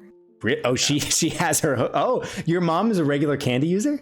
I knew your mom and I got along, but now I know I like, sometimes I think about the perception people must have of me. And I'm like, that's probably one of the like California, because I grew up in San Diego. I lived in San Francisco. I live in LA. Like I'm very much a Cali boy. And like, right. I'm a proponent of candy. It's fucking legal here. One of my favorite things to do is to either eat some candy or have some pixie smoke and do yoga. Like I love exercising when high or going for a run. It's my favorite thing to do. Wow, I've never tried going for a run, but yoga is must. Like a different thing. It's amazing. Do you have any experiences with anything harder than candy? No. You've never done any No, I've never done psychedelics? Shrooms, so now I can say this. Like I've never done anything like that. Really? Okay. Shrooms, ecstasy, nothing. Really? Do you have any interest? Do you have any interest in those? Not shrooms. I would lose my brain. I'm like, seriously, like I'm such a control freak. Yeah. Yeah. What if you were, and I'm not pushing anything here, like your opinions and experiences are totally valid. It's just like a thought experience. Let's say for an instance, you had as much control as possible. Let's say you planned like a trip. You were going to be around people that you really loved, like a few key individuals. Furthermore, those people had experience, and you had someone that would guide you, and any level of control you wanted, you had an understanding that they would help you accomplish that, whatever it was. So if you're like, I actually need to go over here, they would help you. So you had kind of a guide to show. Does that interest you in the slightest to have that experience? Or are you just like, I know me, I know my personality, and it's not for me? No, I would. But only if it was you. I would love to be your trip guide. Oh, no, I think I would totally trust I think we'd have a great time, and we could have a few other people you like, and we could either go camping or we could do it in a house. We could do it. Yeah. You know, what's interesting is I've only done it twice. Well, okay. But I've done ecstasy as well. I've done ecstasy. No, I've been, let's just say I'm interested in that. I've never tried like cocaine or anything. Mm-hmm. My mom was like, don't do it because you'll like it too much. I was like, okay, Mom. My mom is very like, it's interesting. Very cool. Yeah, because people say that about, people said the same thing about me. Like, if you look at me, people are like, oh, don't fucking do cocaine. It actually doesn't do anything for me. It mellows me out. Oh. Isn't that interesting? Like coffee, right? Or does coffee make you? Now it does. Before I cut out caffeine in my life, because I'm Italian, like we would drink coffee before bed. Now that I don't have any caffeine, it ramps me up. I actually have some cocaine if you want to try some. That's a joke. I have some. I have a friend who is actually sober now. Which is actually, it gives an extra element to the story. But it was her birthday, and we were engaging in certain things, which I will not say. And they had a fair amount left over. And I haven't done it that much. And drugs for me, I enjoy drugs, but I'm such a social person that for me, what I enjoy about them is the experience of doing it with someone else. And like, you know, people can agree. That's so fucking cute. People can agree or disagree, but like there is something.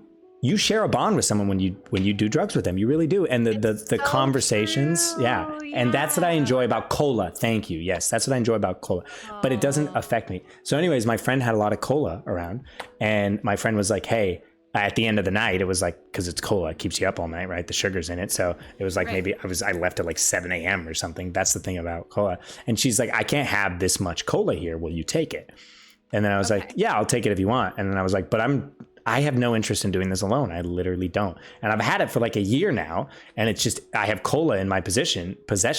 And now that friend that gave it to me no longer does drugs, which I'm so happy for her. I don't need drugs or booze to have a good time. I just need friends.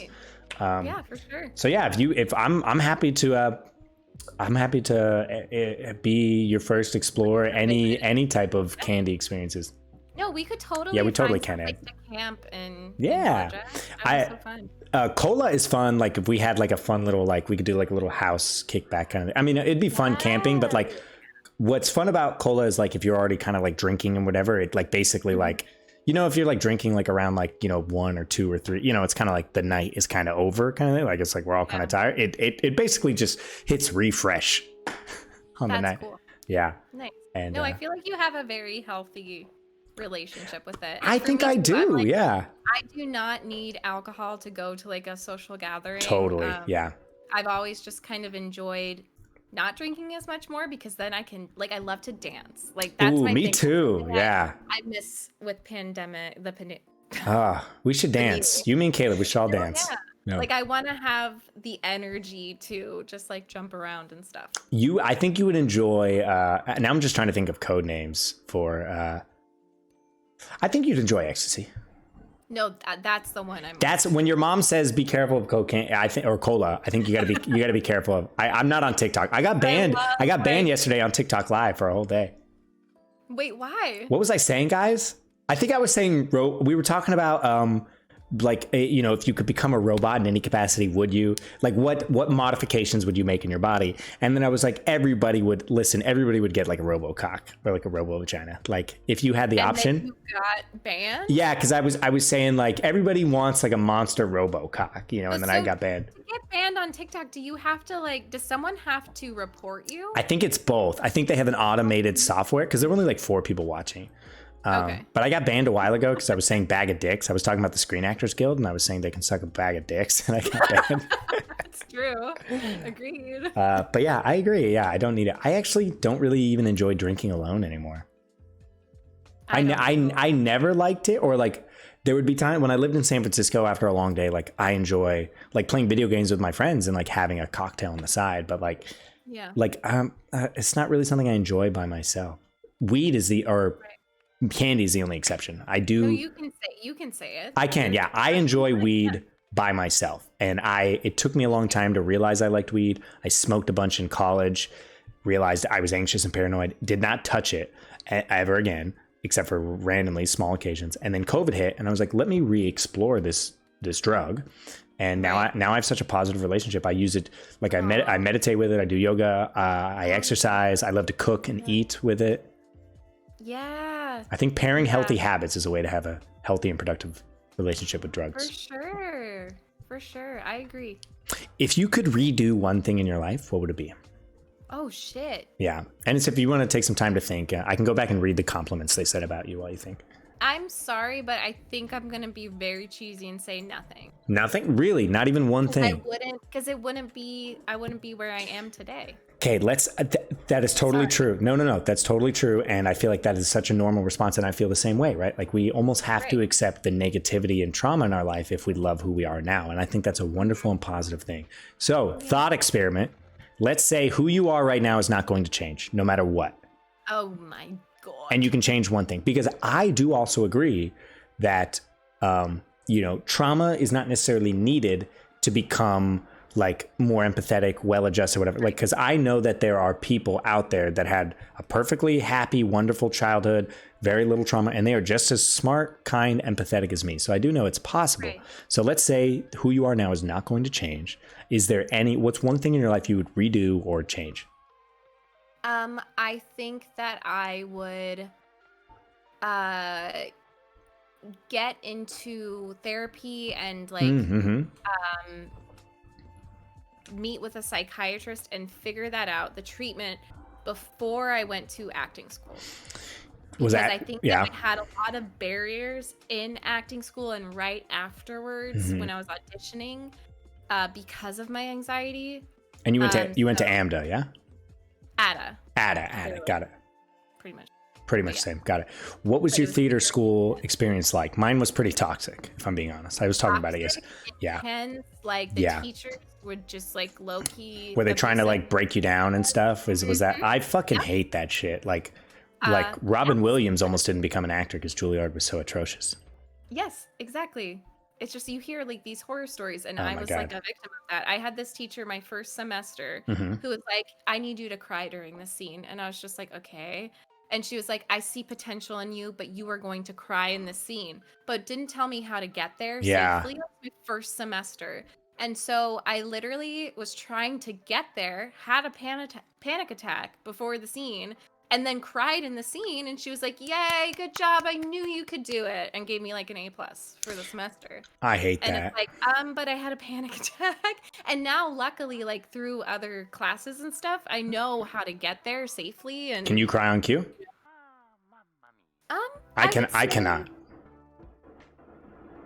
I would say probably like an 80% success rate. Sometimes it just doesn't happen, but I'm also a believer of like, it doesn't need to happen for the scene to be impactful. Thank you. The character could just like be holding back. Because totally. What's more emotional to me is when I watch a scene and a person is trying to hold back tears. Totally. And that's what's like really powerful to me. Because as humans, we're not just going to be like, most of the time, just like sobbing. Totally. See, that is almost word for word how I would have answered that. And you know what? That's why we get along so well. We have so many things in common. We do. What are some of the things that we have in common that you think people might not know? The same sense of humor. We do have the same. And I think we have similar approaches to acting. Yes. Yeah, it's just and I think that's why this is so successful right now. Well, I think I'm having a marvelous time, so I would say so. Good. Yeah. Because I think that we like listen to each other, and that's sorry. What was that? Sometimes I throw out the dad jokes, and I know you hate them, and I'm sorry. Well, I literally have tell a dad joke as a channel point redemption, so I do like them secretly. You like to be in control of making them, not on the receiving end. Yeah. Where do you think your control affinities stem from? Probably my anxiety disorder. I have an anxiety disorder as well. A phone therapist told me in 10 minutes that I have an anxiety disorder, and now I have an emotional support animal. What kind of anxiety disorder? Generalized? Other specified anxiety disorder. It's in the DSM. Ooh, I have generalized. Damn. I want that one. And then panic one too. Got it. See, mine feels kind of lame because someone on the phone told me it very, very quickly that I paid them $180 to tell me that. Wait, was this BetterHelp or something? No, this is like I think emotionalsupportanimals.org. Is Biscuit an emotional support animal? Yeah. Oh. Because my lease doesn't allow animals unless they're a ESA, which is so strange because it's the only place, almost all the places, I looked at maybe 30 places here in LA. I would say 28 of them said cats are totally fine. One of them said security deposit for the cat. All of them were like dogs up until a certain weight limit. This was the only place that said no animals no matter what, unless they're an emotional support animal. So I paid $180 and a doctor, it's legitimate too. Like I looked into it. Like if anyone's looking to get into it, make sure you get a emotional support animal prescription letter. Don't get a regular letter. Like it has to have a legitimate doctor, get their license number. So I looked them up. They are a family therapist and that is a classification of medical professional that is allowed to give those out. And so I legally now have an emotional support animal and an other specified anxiety disorder. Okay. Yeah. How do we all feel about that? Do people feel, is that lame of me? Do you think that devalues people with legitimate disorders? And I'm not saying I don't have a disorder. I bet if I went to a therapist, because I definitely have anxiety, but does it feel criminal that I did it in the process of 30 minutes to have a cat? No. Because I got diagnosed, my first anxiety diagnosis was with a primary care doctor, and I didn't have to say much at all. And it was just so obvious. Like, I think if you know, and there's just like this kind of toxic thing within the mental health community where it's like comparing. Yes. Like, well, I have this, and my trauma is actually way worse. And my anxiety is way worse because when I have a panic attack, I think I'm going to die, blah, blah, blah, blah, blah. Right. And it's like, no, I struggle with that. And I think that's why I put it off for so long, getting help. What triggers your anxiety? It's generalized. So like all of a sudden out of nowhere, I'll just worry about relationships. Like I think people hate me. I worry about them like disappointing them. Career stuff. I used to worry a lot about. That's my biggest source too. Yeah. Money, stuff like that. But it would happen in phases, and like I would just like lay down and go to sleep, and it would be like my brain would be like, and I was just suffering. But I have high functioning anxiety. Right. So that's also why I didn't get help for a long time. Yes. Because I get shit done. I use my anxiety as a motivator, which I think can be very positive and very negative. When I went to get on medication, I literally, this is so sad in hindsight, but I asked my psychiatrist, will I work less? Like, will I not be as successful? And she was like, no. Yeah. No, you're just going to feel like a normal person. But like, that's our society. That's our capitalist and society. It's a thing artists struggle with. I've listened to like a lot of artists talk about, like, especially antidepressants, like a lot of, especially comedians and improvers feel like they're going to lose their art or their substance when they get medication, which is just so sad at the end of the day that like our mental illness or our capacity or disorder, whatever term someone feels most comfortable with, makes it feel like it's such a part of us that something beautiful within us, our need to create, we're going to lose that. And I think that's just indicative of the entire issue, really, how it makes us feel. How society treats our artists. Totally. Like, and then, our expectations. Right. Because it's like, they use the example of like, well, Vincent van Gogh, if he was on medication, he wouldn't have created, like, no, fuck that. Like, if I could go back in time and give him medicine to help him, I would a million times over. And he would have made more things, you know, and developed over time. And that's what's beautiful about art. We get to develop as we get older. Right. Right. And like, okay, so full disclosure, I'm on Zoloft. I'm on antidepressants. Nice. Can we share some of that when I come over? I've never had an antidepressant, and I'm so interested to see what it's like. Unless it would take it away from you. Drug, could I still try it? Yeah, but I feel like you're gonna feel like You think it's gonna make me feel more anxious? Oh no, I felt good when I started it. Yeah. I'm worried it would make you more anxious, and Maybe. then it would be my fault. It would not. It would totally be my fault. But I would like to. And plus, I feel like if I was around you, like you'd be able to help and calm me down if anything happened. For sure. But unless it's like, I don't know if it's like you need X amount per month. I don't want to do it if it takes away from you. But if you're like, no, I can spare one. No, I would love to see what it's like. I'm very much I got to try things at least once kind of guy. No, for me, it just literally. You do cola and I'll do Zoloft. Oh, but we're not mixing. We're going to do our research, so we're not going to mix and match anything. Yeah. No, we're very smart. We'll be drinking. No, I'm just kidding. Have you ever? Yeah. How does it augment the effects? Yes. So does it make them more powerful or less powerful? Playing Among Us. It makes it more powerful. I love Among that. Us, and I drank almost an entire bottle of wine. But I've done that. Yeah. Like strawberry hibiscus rosé, but it didn't have sugar in it. You love rosé. Yes, but the sugary parts is what makes me stop because it gives me a headache. Yes. And makes me feel sick. So it didn't have any sugar in it. And I was like, this is so refreshing. And then like almost all the bottle was gone. Were you drinking ice? My hair was like, I don't know why they invited me back because it was like, I was gone. Yeah. We had one Among Us night where things caught up a little too quickly. And there was I think I was fine. But there was a part at the end where I just was talking to you and Seb, and I was like, you guys just have to tell me how to play this game at this point. I feel like both you and Seb have gotten super drunk, and I haven't done that with you guys yet, and I need to have my experience where I get way too drunk, and then you help me. Mine was good because I very rarely get like too drunk, which is why, because I have like a really, really high tolerance. And that's why the acid and stuff I don't feel like I have a ton of experience because I have such a high tolerance that like I need to take more. So I I microdosed and I didn't really have anything happen. Right. So I definitely I've never gotten to the point where I've been like, I need to stop playing. It's just gotten to a point where I'm like, am I still being entertaining? Yes. I have lost control of the ability to coordinate the entertainment energy. You know what I mean? Yeah. Yeah. Mm-hmm. Totally. Hey, Zoloft sounds fun. No, it just makes me feel normal, and I also feel like there's this misconception of medication making you a zombie. No. Does it? I cried 18 times yesterday. I love that.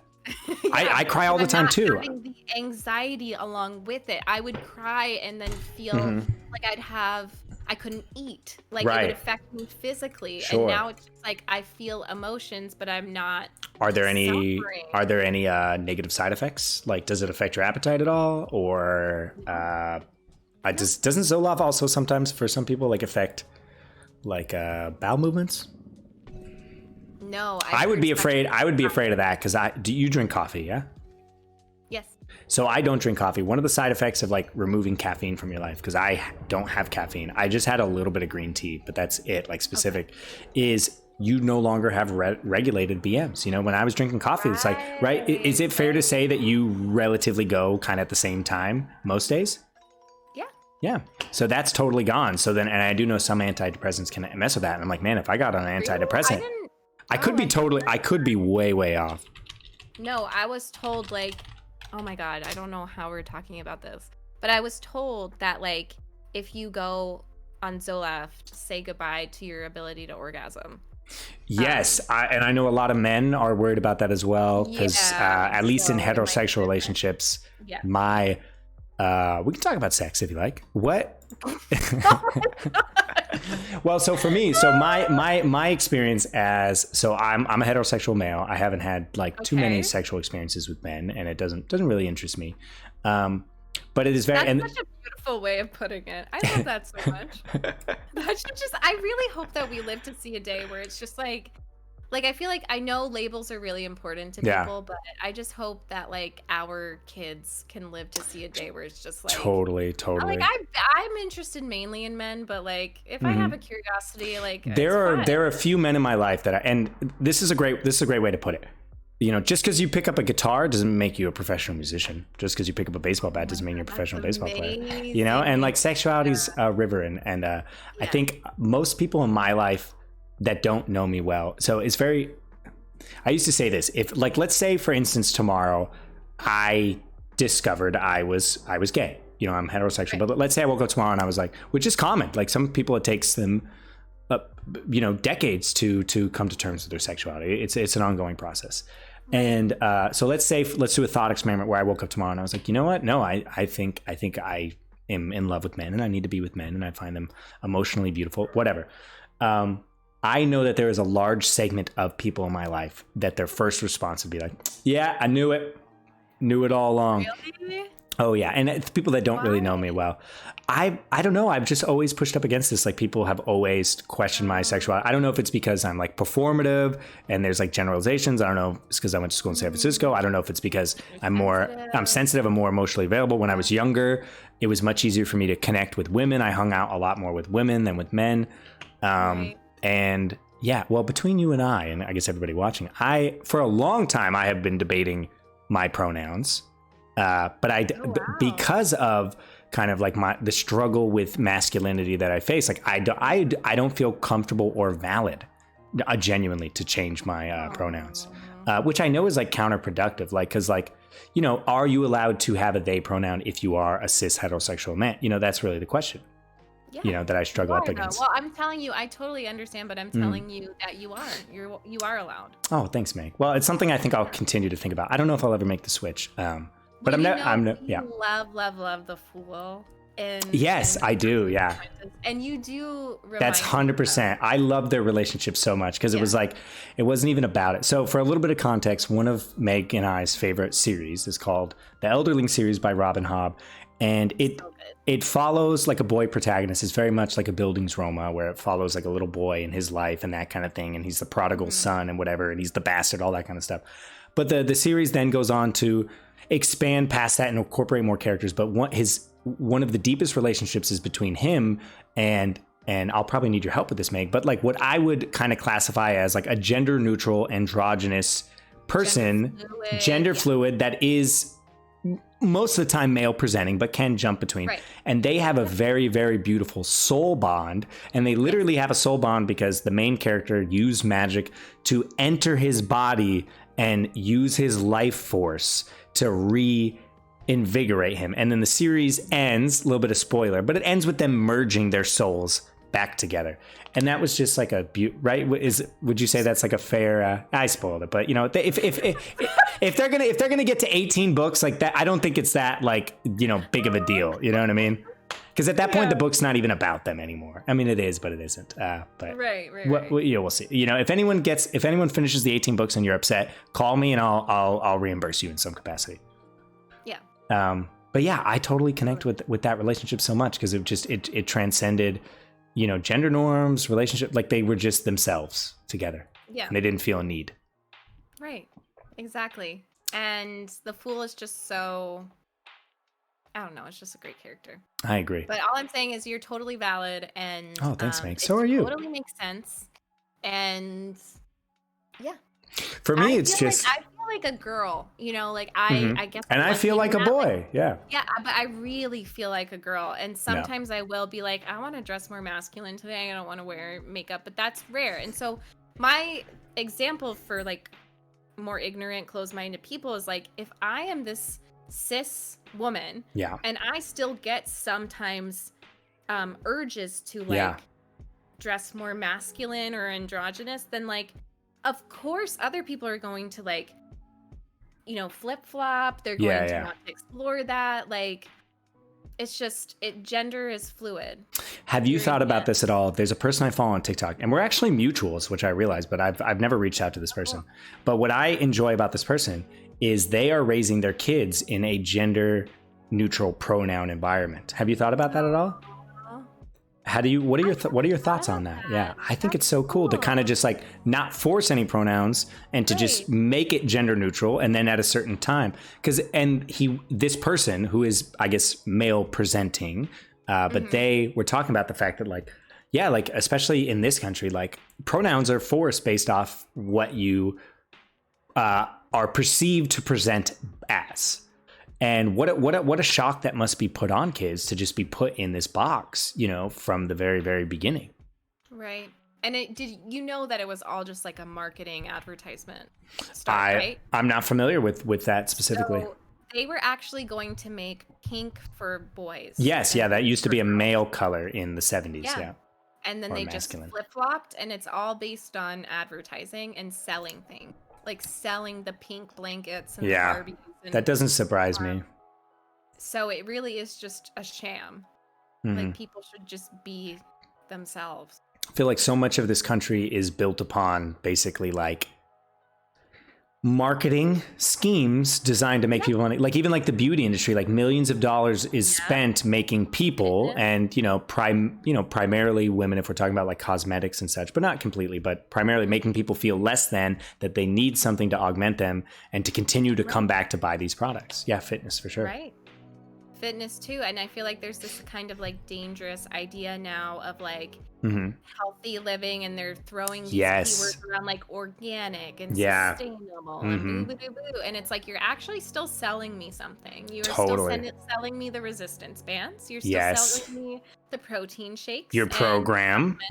Which is not regulated. Like the supplements aren't regulated. And also, if you want to be a personal trainer, for everybody seeking out personal trainers here, and Caleb can speak to this, you actually, to be a personal trainer in this country, like in person, you have to have a certification, whether it's from, you know, NASM, ISSA, what have you. But to be a personal trainer online, you don't need a certification to do that. Nope. If you're not interacting with them physically in person, you don't need a certification. In this country, it's different in Canada.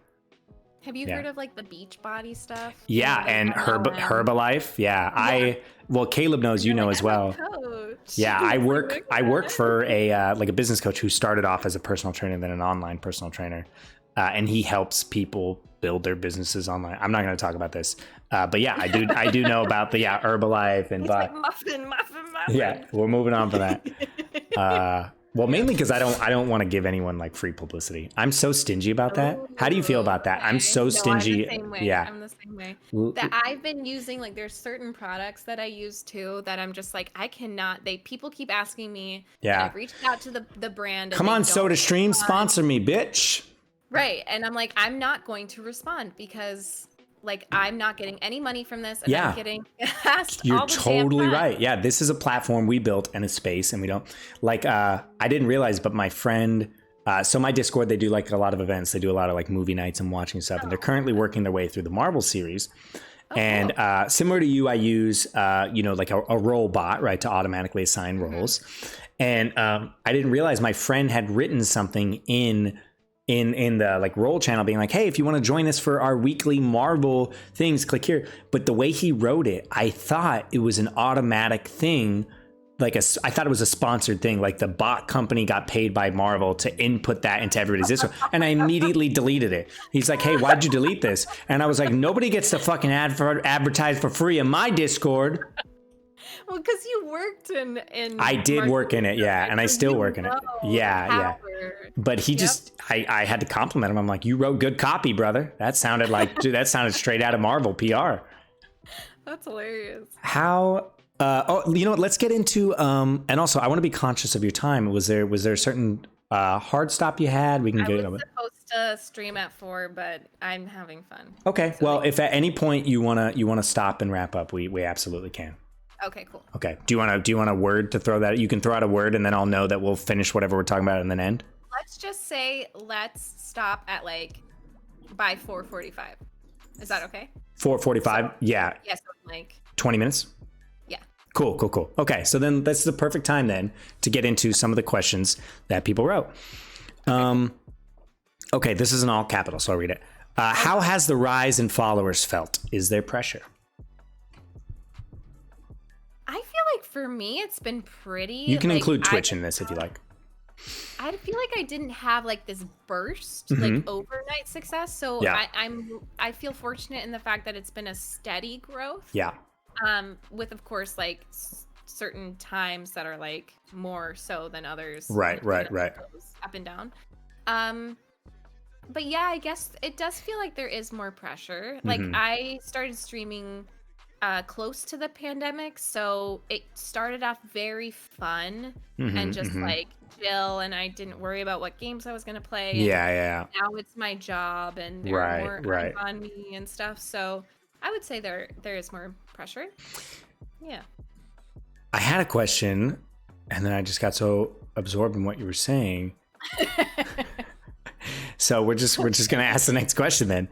Okay, yeah. So you plan on doing content full time because you mentioned with a family. This is something you would see yourself doing for a foreseeable future. Is that correct? Yes. Yeah. Got it. How do you feel about, I guess, let's use a word that's probably imperfect, but traditional acting at this point compared to content creation? Is it something you still want in your life? Is it something that's taking a back seat? Is it something that you're kind of just done with? What are your thoughts on that? I am totally comfortable with it taking a back seat right now. I feel intuitively that is what I need. Are you actively pursuing it? No. Got it. I'm going back to New York to finish a pilot at the end of this month. Oh, so, hell yeah. That's something I had been working on. Right. If it happens organically, then yes. Yeah. But I have spent 5 years of my life actively pursuing acting, working on independent films, commercials, whatever, and just putting so much of my energy into that, which I feel is programmed into us in acting school and in classes outside of acting school, that if you're an actor, you're only an actor. And so I spent so much of my time, and I'm just here's this other thing that I really love that I get to use the skill set from acting. I feel my training really helps me in terms of voice, improv. Totally, yeah. You know how hard it is to just stream. When I didn't have a chat, I didn't have anyone to riff off of, so it was just long form. Oh, my stream of conscious, yeah. So I'm using the skill set, and I'm having fun. I feel fulfilled, and I guess I used to battle a little bit with well, I should be auditioning and submitting, and sure. No, I just want to invest in this right now. It's very fulfilling, and it makes me happy, and well, it's working for you. Yeah, and I think sorry. I do think that it'll help my acting when I return to it. Without a doubt. Count and stuff. Totally. They look at that. So. They definitely do. They definitely do. Yeah. And I can see that. And I think you're totally right that because I've had some opportunities arise, not necessarily concrete, but I've been able to kind of leverage and use it. So, and I think organic is the way to go, especially the way this industry is. It's all networking and this and that. So yep. I think it takes time. It takes so much time. It takes so much time. I think people don't realize that like the cannot fast track average career trajectory before you're working consistently is like 7 to 10 years. Yep. And that's if you're like going at it full time for those hours. What is one thing you enjoy about streaming, and what is one thing you don't enjoy about streaming? I love, well, one thing sorry that I thought of what I don't like streaming. Yeah. First. So it's something that's been on my mind recently. I don't like that I can, as an empathetic person, I can form these connections with people on the internet, and then they can disappear. And I literally have no idea if they're alive. Totally. I don't know if they're okay. Like to invest like my energy and my empathy and care into these friends. Yes. And then they just disappear. That's something that's really hard, and that's just the nature of the job. Yeah, it's really sad that people you connect with can just go away. Right. And something I like about streaming is that I like to experience a story with everyone. I struggled with telling people that I was a gamer growing up. So when I played Warcraft, I started when I was like 12. Yeah, same. And I didn't tell anyone. I didn't tell my best friend. I was so embarrassed about it. No, me too. Yeah. And especially like being a girl, like just having this guy's backseat me. And, it's like, the worst. You know, When I don't think people talk about it enough. Well, because I don't experience it as much, and I don't think people talk about it because like when I hang out in my female streamer friends or female presenting, the level of etiquette and the way people just baseline communicate is incredibly different. And I'm sure people talk about it, but like I think we should all just take a moment to like really think about it. Like the amount of bullshit I don't have to deal with that my female presenter streamers do. I never have someone coming in expressing sexual or romantic intent. And if I do, it's kind of more on like, I would say the wholesome side. I don't have people backseating. I don't have people automatically assume I don't know what I'm doing. I don't have people assume that any level of success or failure I'm doing is attributed to my gender. Like the amount of extra bullshit that you have to deal with just for existing is like frankly preposterous. Thank you. I really appreciate it. Thank you. Thank you for saying that. No worries. I have some guy friends that are just like, well, no, I deal with it too. No, and we really don't in the same way. And that's not to undervalue. And I think people struggle with this. And the only reason I'm saying it is because like I don't want people to think, to use a word my mom taught me, pompastic, is that I'm being pompous. But I genuinely feel like I have a platform, so I want to say these things. Right. But anyone who is not female presenting and thinks that they have the same experience as someone that is, like you're frankly wrong. And I'm not trying to say that you haven't struggled. It's a similar thing with white privilege, really. Like the best way to describe it that a podcaster has said that I love is, white privilege isn't saying that you didn't struggle or have trauma or get knocked around or whatever shit you had in your life. It just is saying that the color of your skin didn't add to that. And it's the same thing with gender privilege. Yep.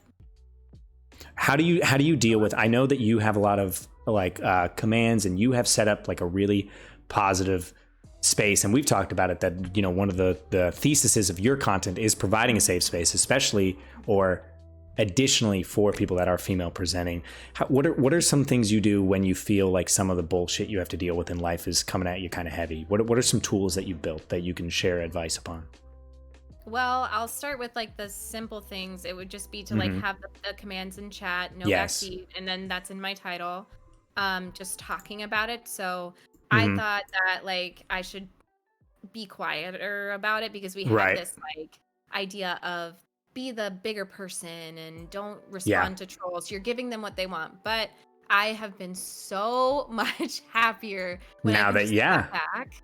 Yeah, I think that's important. Some people need to be clapped back on. You felt the same way. Like, I'm like, oh, I shouldn't. But I'm like, and that's why I made the spam account. I was like, I need to clap back. Exactly. It's amazing. And you feel so much better and so much Totally. lighter. And people jump on it. I love it. Yeah. And then the more difficult thing would be I have banned regulars just for realizing that they are actually pretty misogynist and realizing that I can ban whoever I want to ban.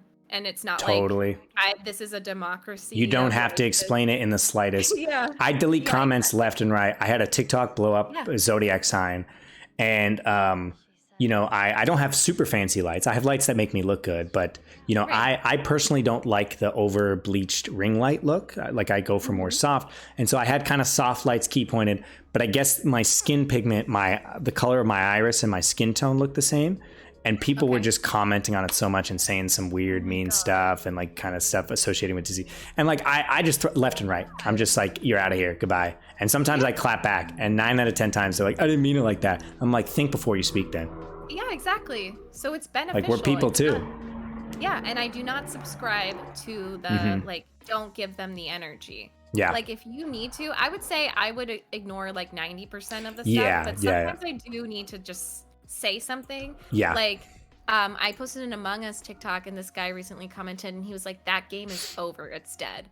And I just responded, and I was like, then why are my TikToks getting hundreds of thousands of views, LMAO? Yeah. Like, just it's a balance. It's a balance. I think if we are like, if we're spending too much time per day, it's probably like, but like occasionally you just got to throw it out there. Exactly. Yep. Here's a good question, unless you had some more like tools and advice on this subject. No, that's it. Got it.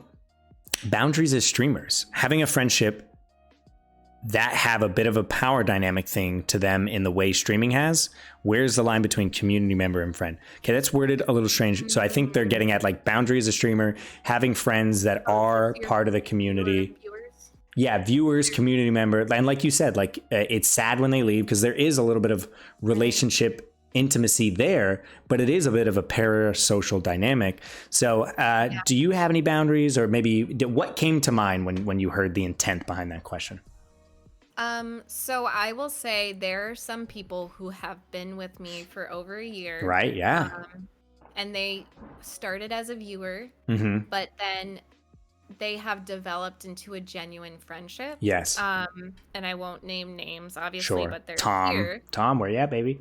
No. And like, I don't consider it to be a parasocial relationship just because they've been there from the beginning. Right. I know where they live. We follow each other. I think that literally surpasses the definition of parasocial. Yeah. And it's like they're the OG. Like Ed, for example, he's my mod, so I feel like I can say like we have each other's numbers. Yeah, like, and he's a straight cutie. Yeah. But then with others, it is hard because as streamers, I feel like we work to create this image of like, this is my space. Welcome to my house. Yes. I'm here to make you feel comfortable. Yes. And it's like, but I work really hard to put those boundaries in place. Yeah. Just like make it safe for both of us. So I think there are some people where it's like you have to kind of explain it a little bit more. Like, no, you're not entitled to me. Yeah. We're not like. We're not actual friends. Like, this is my job, and I work really hard to brighten your day and make you feel comfortable. Right. But, like, we're not actually on a... Right, totally. And I'm sure there's a whole other slew of things you have to deal with given your gender. Yeah, and what's sad is I'm lucky because I have Caleb, and I talk about Caleb. Yeah. I think it would be really hard for me if I didn't have him. Because I think that... Yeah, we've talked about that. I feel like that was one of the first kind of deeper conversations because I struggled with that. And Chat knows because I am single, and I really pushed up against the fact because I was... At first, when I first started, I was getting a lot of that energy, and I think a lot of those people tended to fade away, which is for the best. But I was getting a lot of that, and I didn't like that I had to be unavailable in order to not get that information. And I know that's so privileged because that's something women have to deal with on a daily fucking basis. No, but it's also just a content creator thing. It is. And it's just not something that's talked about a lot. It's like the lines are all blurred, and it's confusing, and it's hard no matter what. And that brings us to like this final thing, which is totally related because I know we're going to, but it says like, being an online personality, how much of the true you is shown online versus vice versa, how much of your online personality is shown IRL. And I totally connect with that. And I have thoughts and feelings, but I want to hear yours because there are definitely parts of myself that I don't feel comfortable showing. Yes. Even a little bit. I will say that like my goofiness, my sense of humor. Yeah. The happy side of Megan is me. That's me. I can confirm that. There's no energy that's being put into portraying this character. Like, it's just me. I'm goofy, I'm whatever, and I don't have a filter. But there have been times, like the other stream I had, I got emotional because I was just feeling vulnerable. Yeah. But I typically don't like to show yes. that vulnerable side. So I would say that there is a side of me that's quieter. Like, I might seem loud. Yes, and, like, I'm sure you understand. Yeah, like, we seem like we would just be very loud in group settings and social and whatever. But I'm actually quiet in real life. I'm a homebody. It's so common for a lot of us creatives.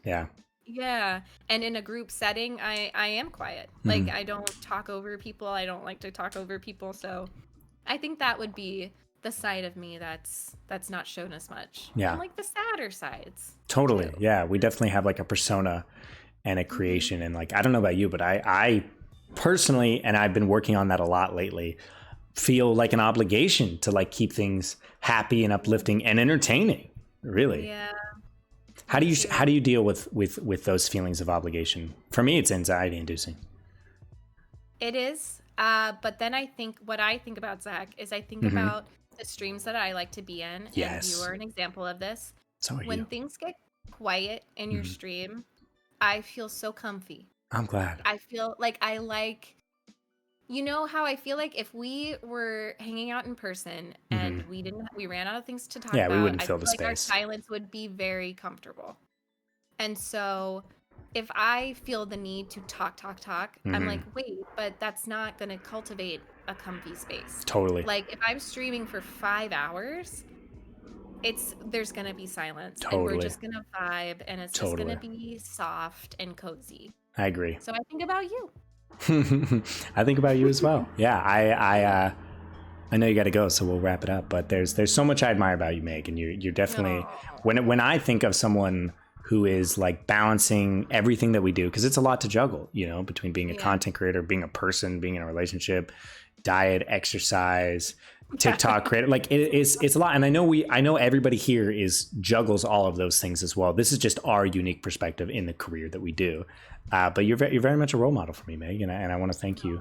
I want to thank you for sharing your time with us, sharing your energy, being open-minded, being a great first guest. I really all I did was write down a bunch of different questions, and I was like, I know Meg will just talk about whatever. So thank you so much for being my friend. Also you, okay? Like that's you. It's always been super easy to talk to you. Like, I told you this, but two-way street. I struggle with making friends, though. Like, I have like a handful of friends that I'm really, really close to. Tom. But I am not talented like you are in just being able to converse and like see the good in people. I'm very picky. So maybe that's a compliment for you, but I'm very, very picky, and you have made me feel comfortable enough to talk about just like a wide variety of topics. I'm glad, and I know I speak for everybody here, and there were plenty of compliments. I hope you saw them as they were coming in. I will rewatch. Yeah, rewatch. I'll reread. So we have just a few minutes left. Is there? Let's get back into plugging. Let's talk about you. Thank you for joining us. I never thought this was going to be. I feel like everyone knows. It doesn't. We never know. I'm going to upload this on Spotify and YouTube. Okay. So let's assume that people do not know you. Tell us who you are. Tell us where to find you. Tell us about anything exciting you're doing, or just your regular stuff. To give us the lowdown. Pretend that I don't know you. Okay. Hi. So I'm Meg. I'm MegMage if you're looking at me as like a gamer streamer, but I'm Megan Andrew as an actor. Spell Megan for MEGHAN. Thank you. And then if you want to find my Instagram, I'm MEGHAN_Andrew on Instagram, and that's where my Twitch stuff goes, my acting stuff goes. But I'm also MegMage on Twitch. I'm a Twitch partner. I've been uploading stuff to YouTube, which is mainly just like my Twitch VODs, but I'm getting into Let's other Plays stuff too, vloggy, whatever. Yeah. Megan has amazing content, and if you don't follow her already, I'm not just saying this, and there's a big reason I wanted to have this with Meg today, because she not only is a great friend and makes me feel very comfortable, she does amazing content across the board, and she's someone that inspires me. So please drop her a follow if this is your first time. Thank you.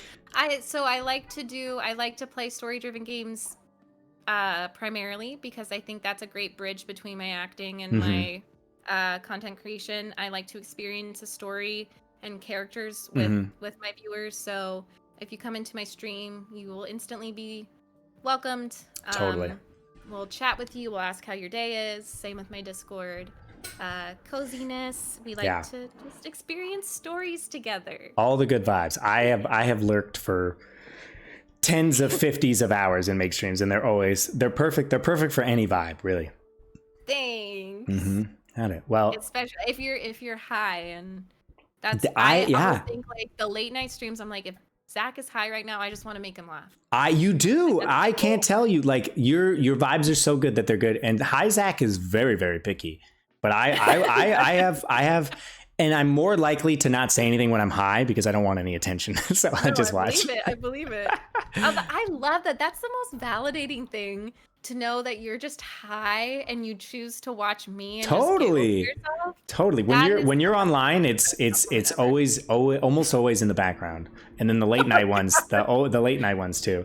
But I like it too because I get very distracted, so it's so good for me. I can get up and I can leave and I can come back, and like, yeah, it's perfect. I'm still going on the same. I'm singing a song. Like, I love it. I love it. I was gonna ask us to, if you're comfortable, do you want to make a jingle for me, like a 10-15 second intro podcast jingle? Sing. Yeah. It doesn't have to rhyme. It doesn't have to do anything. What is it called? But I think we'll come back to that later. I feel is that we'll come back to that later. We'll come back to that later. I feel like is a good name, right? Yeah. Hey, we'll come back to it later. Hey, we'll come back to it later. There is no room for a hater. Welcome to Zach's podcast. Boom.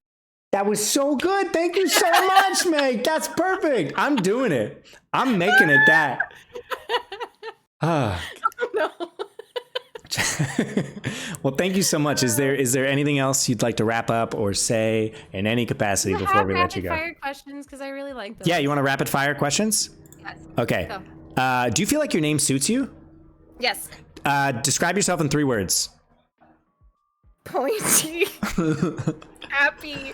Colorful. What do you always find funny? I find TikToks funny. What is something you fear? What the fuck? I don't know. What? I just wanted to say bye to Zach. Hey, buddy. Good to see you. Hey, thanks for the resubscription, bud. I was gonna circle back to him at the end. I fear worms. Okay. If there were no consequences for a day, what would you do? Paint. How much time do you spend on the back end of your content creation per week? All the time. Hours. What is your astrology sign? Sagittarius. What are your thoughts on Dungeons and Dragons? Love. Go-to comfort movie? Bridesmaids. Unpopular opinion you have? You shouldn't have a self-promo channel in your Discord. Yeah, I got rid of mine, then I got rid of mine. If you were going to be reincarnated as any animal, what would it be? Whale. Biggest issue in our society? Any kind of ism, racism, sexism, etc. How are you, Meg? I'm really good. I'm happy. Got it. Favorite number? 22. Favorite color? Pink. Hands for feet or feet for hands? Hands for feet. Okay. Least favorite age? 13. Okay. Thank you. That's it? That's it, yeah. That was like 15 questions. Oh, okay. I love those. Yeah. It was so fun. Well, thank you for joining us, Meg. We're 1 minute overboard, and I wanna respect your time. Oh my God, you're so sweet. Thank you. I could do this literally for hours. Well, but let's do another like gaming whatever. Yes, yeah, we can do Club Penguin for you, and then maybe you could do something for me. Like I'll do anything for you, Meg. Oh, that's so cute. It's true though. Like we can play. Like I will think of what I want to yes. ask in return. Yeah, please do anything. Like what kind of game I want you to play with. Anything you want. I don't care. Club Penguin. Have a hotel. We have to find significant others and have a hotel. But we have to make sure that they're not. Jackson, please go back to my original question of the legality of falling in love with a 12-year-old online. that I had no idea. Double date. This is really gonna break my heart, mate. But I'll do it for you. Okay, Megan, thank you so much. Enjoy your stream. You're magnificent and wonderful, and I feel so blessed to have you in my life. Oh, thank you for being my friend. This is gonna be the top podcast, y'all. So I genuinely didn't know. I was just saying podcast to make it easy, but I had so much fun that I feel like I got to keep doing this. Yeah, you do. Yeah, it's gonna be great. Okay. Okay, bye, Meg. Take care. I love you. Bye. I love you too. I'll chat with you soon. Okay, bye. Bye. Okay, friends. How do we feel? First episode down. I had music playing in the background, and maybe that was like not the right move for podcasts. Club Penguin stream. Okay, guys, I really had to pee, so just give me 30 seconds, okay, and then we'll be back and we'll chat and we'll wrap up, and then I have an audition to go to. So we can chat before we get another half hour.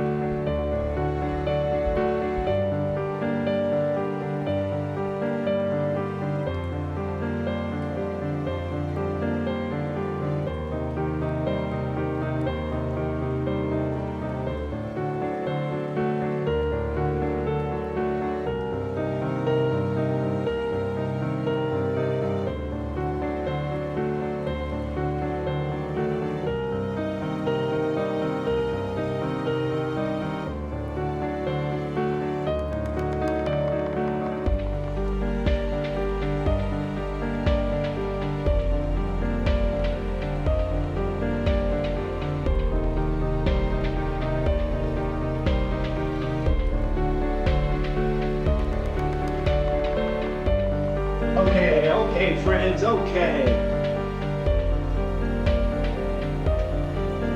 So I want to say a few thank yous. I want to say, first of all, thank yous to everyone from Megan's community who came over. I know she's streaming, so feel free to do whatever you got to do. She's our best friend. Please go watch her.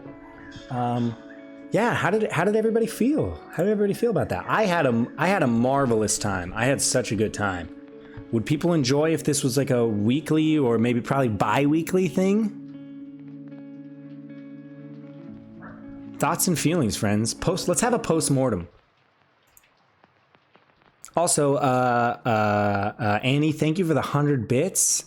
Caleb, thank you for the 3 months. Carly, thank you for gifting a sub to Keeney.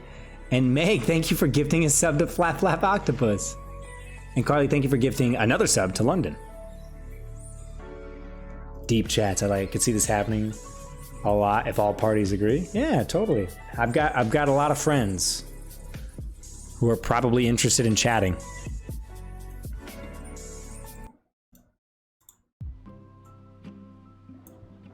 I hope my recording's okay. Whatever. If my podcast has lo-fi in it, people just got to deal. Setting all this up, I really had an awesome time. Yeah, thanks for coming out. Yeah. Weekly or bi-weekly. Okay, well then we'll keep it up. I will upload the video to YouTube for anyone who wants to do it. Hey, thanks Caleb. Thanks for coming out, and thanks for just being like an awesome partner in Meg's life and allowing her a safe space to flourish and share herself with all of us and this podcast, because I know you're very much a part of her life. So thank you for being a part of her life and being a positive force. Hey Leslie, thank you for the 8 months, friend. This is the first time I shall watch on YouTube. Yeah, so guys, I will put the video on YouTube for everybody to watch, and then I will also put the audio on Spotify, I guess, and iTunes. Listening, watching experience, yeah. And I loved watching you guys chat with each other during it. I really did enjoy that. I think as I get better and more adept at these things, maybe I'll be able to like include chat a little bit more. And London, thank you, and everybody who kind of helped people understand what was going on so nobody felt not included. All great podcast providers, yeah. Anywhere you might listen to podcasts. So yeah, let's wrap up, guys. Let's chat for a little bit. I have to head to an audition, but I don't have to be there for a sec. So let's chat and wrap up. Well, we're definitely gonna raid Meg before we end. Head out. All right, see you, Daria. Thank you. being such a friend to her. I appreciate it. I know appreciation has no bounds. Hey, man. I'm happy. I'm happy to be in your guys' life. I respect and admire both of you guys. So thank you for being my friend, really. Watching on YouTube, yeah. What's everybody got? Might have to consider copyright stuff for the background music. Yes, that's a good point. I only use copyright-free music in my streams, but maybe in the future I'll just have no noise in the background whatsoever. I should be able to separate it because I do have several audio challenges. Did I come up with a name yet? I like we'll come back to that later. Or is there a way to be more concise with it? But I do really like we'll come back to it later because we did not come back to a lot of stuff. And I feel really good. My whole intent with this whole thing was to just have a candid, thanks Keithy, candid conversation with my friend and discuss things that were important to us. So we'll come back to that later. Is there a way to consolidate that at all? Kind of live audience, yeah. Let's circle back, yeah. Let's come back to that later. Or, should it be we'll come back to that later? Think it'd be okay with that. Okay, thanks, Norma. Title drop was the name of the character mentioning the title. Is it? I feel like there's a writing plot term. That seemed like a podcast on Twitch. I think the lo-fi in the background kind of sets the mood. Heck yeah. That you forget to come back to it. Yeah. So should it be let's come back to it later or we'll come back to it later? We'll come back to it later. I kind of like it. We'll come back to it later. With Seb one day. Oh, totally. Seb said he was interested. Matt said he's interested. Really, I'll just get all my friends. Because I think it would be interesting. I'm not interested in just chatting with other, quote unquote artists and content creators. I am very much interested in that. But I know Seb said he was interested. Matt said he was interested. My friend Violet, you guys know Violet, said they were interested. And I have so many cool friends just, in different places. So maybe we'll do bi-weekly. I have pretty bad ADHD and no access to meds or anything to help, but I was really able to zen out, focus, and get work done. Hell yeah. I'm happy to be background works. Appreciate the great vibes. Appreciate you hanging out, bud. Oh, and Trisha, yeah, anybody that's interested, yeah, of my friend group, for sure. For sure. Well, hey, it was a smashing success, guys, and a big part of that was you guys tuning in. Yeah. I'm waiting for Meg to go live.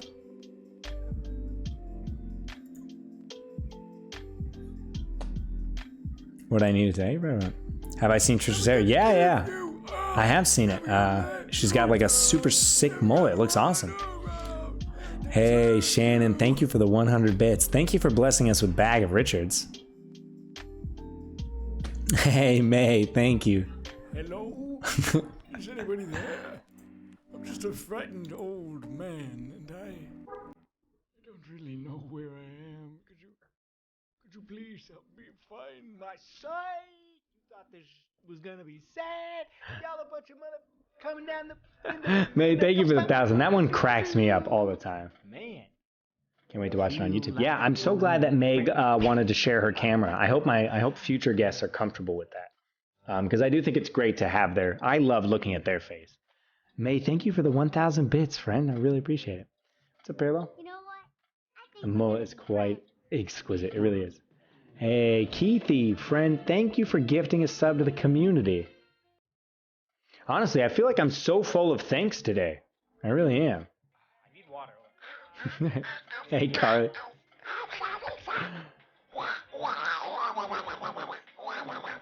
I appreciate you all. I appreciate every single one of y'all. Except for one of you. One of you I dislike severely, but I'm not telling you who it is. Carly, thank you for the 350. Lots of love right back to you, friend. Lots of love right back to you. Chilled experience listening to. Well, I'm glad it worked out. And if you guys can't be here live, it'll be on Spotify and YouTube. So you can listen to it in the background. It's me. I know it's me. Guys, no. It's a lot to unpack. It's me. It's myself. Hope you all have a great week. Hey, Leslie.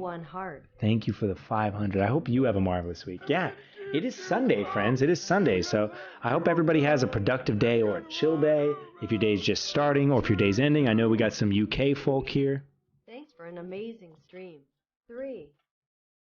I'm going to message Meg.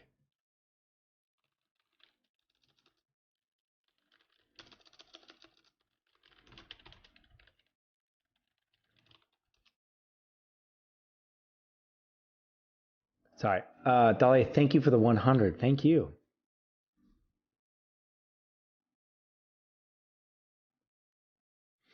Got the week off. Oh, you got a week off? That is amazing. UK folk here. UK folk here. UK folk here. Sorry, I didn't need to do that. Yeah, honestly, guys, I really appreciate everybody that's new and also the people that'll be around for a while. Thanks for just letting me explore different things I want to explore. I know I've been streaming for 9 months now? It's really changed and I've grown and evolved in terms of the content I want to produce. So I just, thanks everybody for just like allowing me to have a space where I can make new things and try new things. Hey, Norma.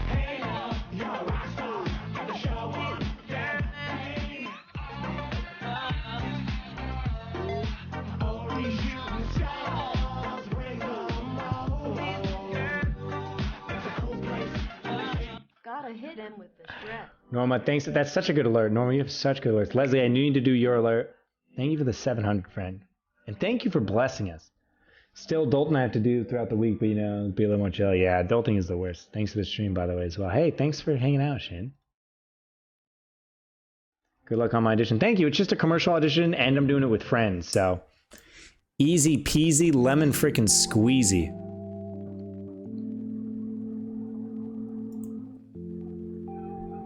We're still gonna hang out for a few more minutes, guys. We're just chilling. We're chilling. Chill quality streams. Hey guys, if the stream was quality, it's because of y'all, for sure, and because of Meg.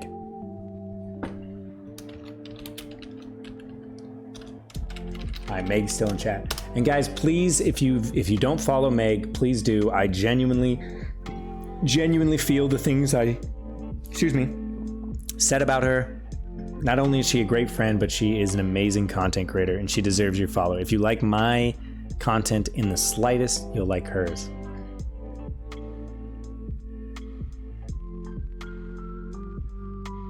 Hey, thank you, Alex. You're a big part of being here. Everybody here is a big part of it. So thank you, Alex. Your thanks is going right back at ya.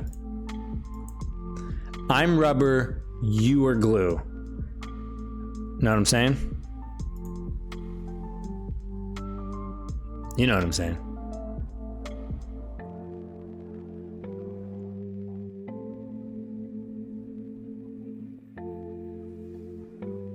So I got distracted. Somebody's on the front page right now. Never seen him before. They got such a cool page. Okay. Also on Twitter. Yeah, follow her on Twitter, guys. Follow her on Twitter. If we can show any kindness to her, I think it'd be following her Twitter.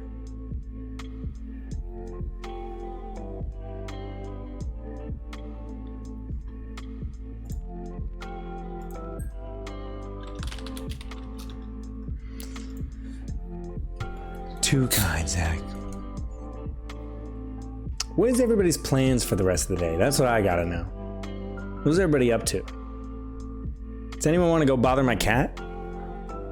I bother him so much. I'm just like, you need to love me.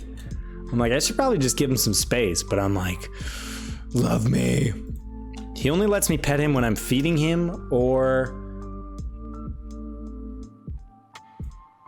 when I am, he's in his bed. Patch of sunshine, read a book. Oh, thanks, Norma. No biggie. Those are just like mental things for me to keep track of how I'm doing. With the little time we have left. Thank you for the 100, Norma. Thank you for contributing to the big goal. I love and appreciate you. Making lunch, hitting up Trader Joe's. Oh, go to the beach for a sunset? That is a phenomenal date. Guys, if you're not taking yourself out on dates, what are you even doing? Date yourself. You don't need nobody. Finish an English essay? Nice, nice. Straight napping after this. Day 7 of the hell week. Ooh. You'll have off Friday, so I'm looking forward to that. Yeah, sleep well, Carly. What have you been working on? Take myself on hella dates. Me too. Now that theaters, my go-to date was a hit the gym, have a nice lunch, go to see a movie. I can't wait. Welcome to Cat Paranoid, yeah. Just got back from a date with my dog. Hell yeah. Hell yeah. Hell yeah. A dog date never lets you down, homie. Never lets you down. Editing some photos. Oh, nice, nice, nice, nice. You took the photos yourself, I'm assuming? Low key, high key, date me. Hell yeah. Honestly, do it. All of us would be fortunate to date Norma. April 15th is the due date for most taxes. Yeah, 12-hour shifts during the week. Oof. Wait, no, weren't they extended, Carly? Weren't taxes extended? My go-to date right now is to buy coffee or a piece of cake and sit in a park, then a long walk after it. That's a marvelous date. Had my first date with a lady in about an hour. Heck yeah, Vic. Just be yourself. I feel like after school specials taught us to just be ourselves, right? Just be ourselves. Guys, thank you for the level 2 hype train. Thank you for being such magnificent and a supportive community. I agree. We all agree.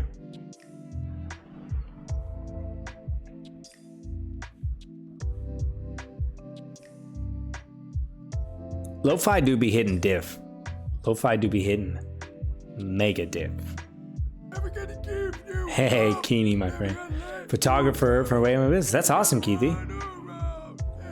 I love photographers. Photographers are always like super cool people. I don't think I've ever met a photographer I didn't like. Keeney, thank you for the 100, my friend. Movie theater. Oh my God, guys, if you've never gone to the movie theater alone, it's so great. And the thing is, the AMCs I go to, it's like there's always a bunch of previews. So I stroll in like 15, 20 minutes late. The movie hasn't even started. But any first quarter estimated payments are due Thursday, and we work with a ton of rich people who owe money. Okay, don't worry, you're safe. May 17th, got it. Well, my tax lady already has my stuff, so I'm just waiting. I'm actually gonna see her. I'm doing the commercial audition with her, so I'll ask her about it. New hit unlock, mega deal. Going to the movies alone is awesome. I agree. Movies and meals alone. When I was in college, my favorite thing to do was like go eat alone and like just bring a book. Movie theaters alone. Yeah, they just opened up in LA. Maybe I should do that after the commercial. No, I got too much work to do. Ooh, I gotta upload. I'll do that before I leave. I gotta upload this and a couple other streams as well to YouTube.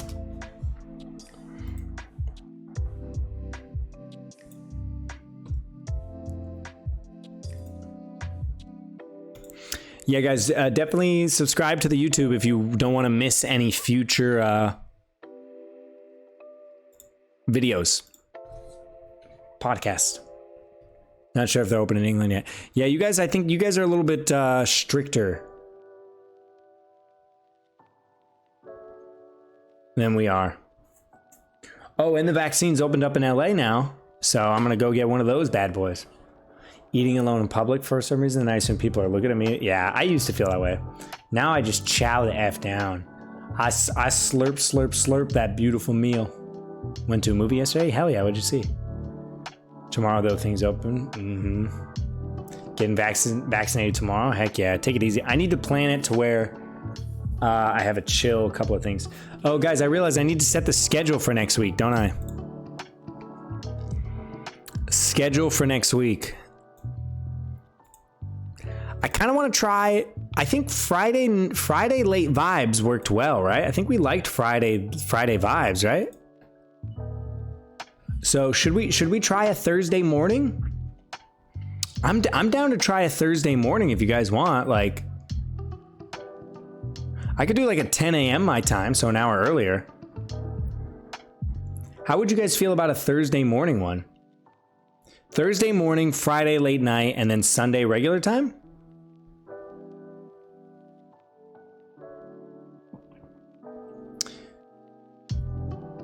Friday late night vibes I can actually watch. All right, hell yeah. So we'll do Friday. So we'll try a Thursday early morning one next week.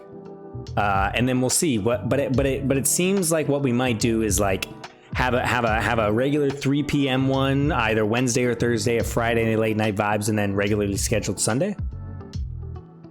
Self-employed, so you say the word, I'll show up. I appreciate it, Aaron. I appreciate it.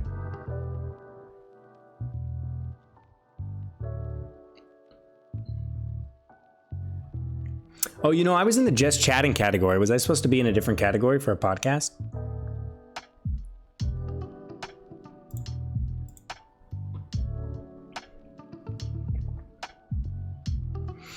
Okay, I do have to get ready for my audition.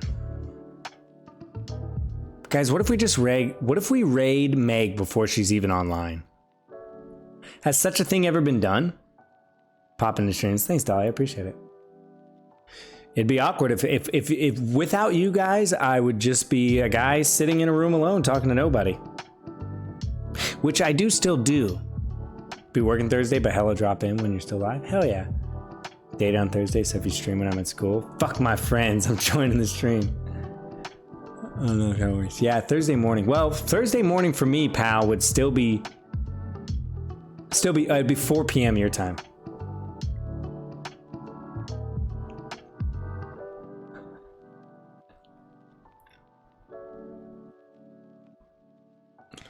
We're a hallucination. I mean, we are kind of like in a simulation, you know? Can we even do that? That's a good question. Let's see if we can do that.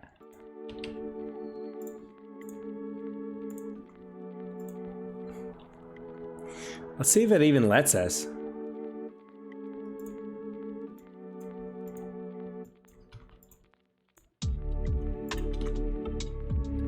No, it doesn't let us. Damn it. It doesn't let us. Hey, what's up, Sunflower? Well, let's have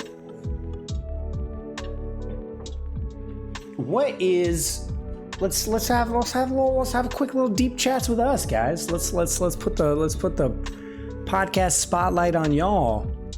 What was your favorite thing about the podcast episode, and what is something that you would like to change, or something you would like to see more of?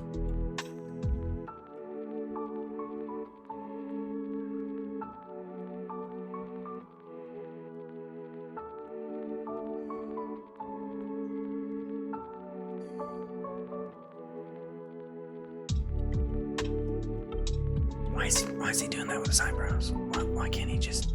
Why doesn't he just sit still? Can't answer that one. Yeah, that's alright.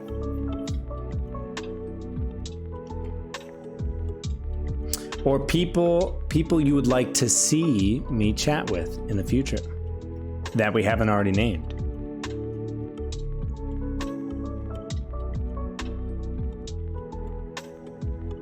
Got to know Meg, yeah. Well, that's what's interesting to me, because, and we talked about it right at the last second, is there are huge parts of ourselves that, like, you guys don't see, you know, parts of our persona that nobody will see, you know? So I feel like a long form kind of podcast is a great way to kind of do that. The vibes were immaculate. See all the people you end up inviting on. You know, a lot of interesting people. Thanks, Carly. Barack Obama. Barack, I know you're a big fan of mine. I'm a big fan of you. Have your people contact my people. I don't have any people, so if you could just contact me directly, because let's cut the bullshit, Barack. Okay, I say your people never have not contacted me up until this point, Barack. I'm gonna need you to Hello, Barack? You are interested, but we can't talk about drugs. But what about that one marijuana photo? Barack, the Gen Z, the kids love it, Barack.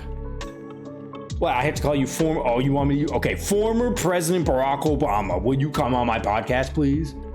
Jesus Christ. All right, I'll call you back. Freaking Barack, man. Bruce Springsteen is starting a podcast. He needs the exposure. I wish you could interview Boulder Girl. I hope she's doing well. Boulder Girl? Why am I blanking, Norma? Actually, what about a follower spotlight? Learning more about one of your followers? Yeah, we could do that, Keithy. Maybe once we get a little bit more traction.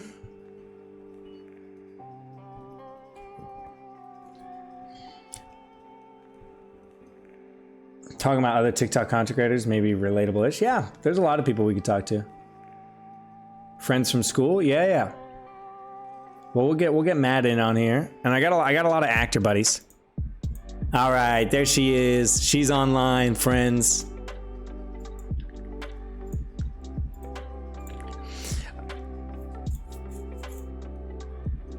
Lost Clause? Yeah, I'm sure Liz would be down. She'd be super down, I think. I could claim my 100K phone call. Yeah, you guys may have seen that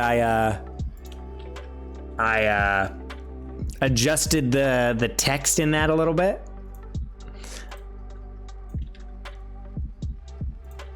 Why is she not showing up on my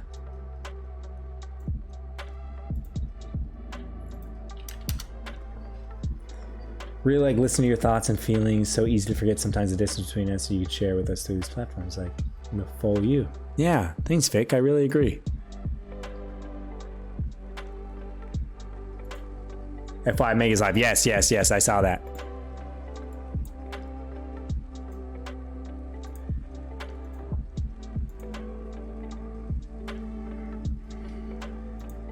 I'm just trying to, it's not letting me select her yet.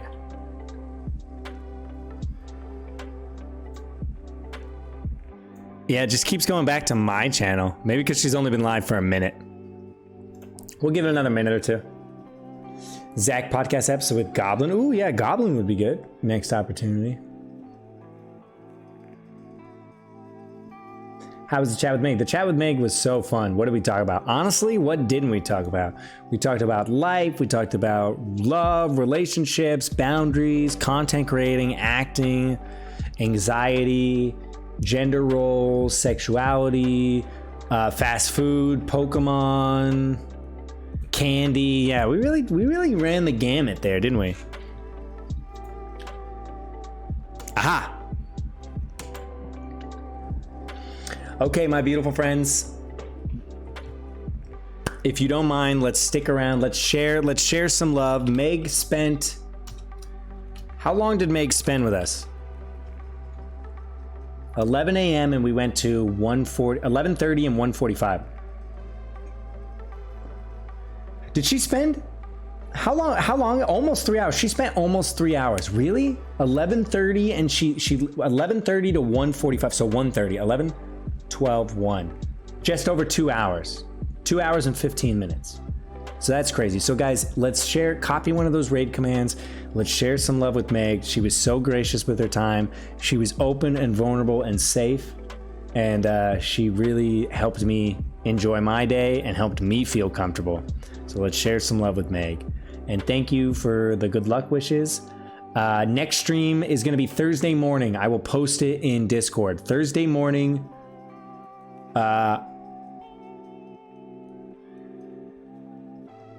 Either 10 or 11 a.m. Maybe 11 a.m. we'll do 11 a.m. so it's just, the same. So have a great day, everybody. Thank you so much for hanging out with me. This will be uploaded on YouTube and I guess wherever podcasts go, I'll figure it out. I love you all. I'll see you all very soon. And take care. You guys are the bee's knees. Take care, everybody. Love you lots.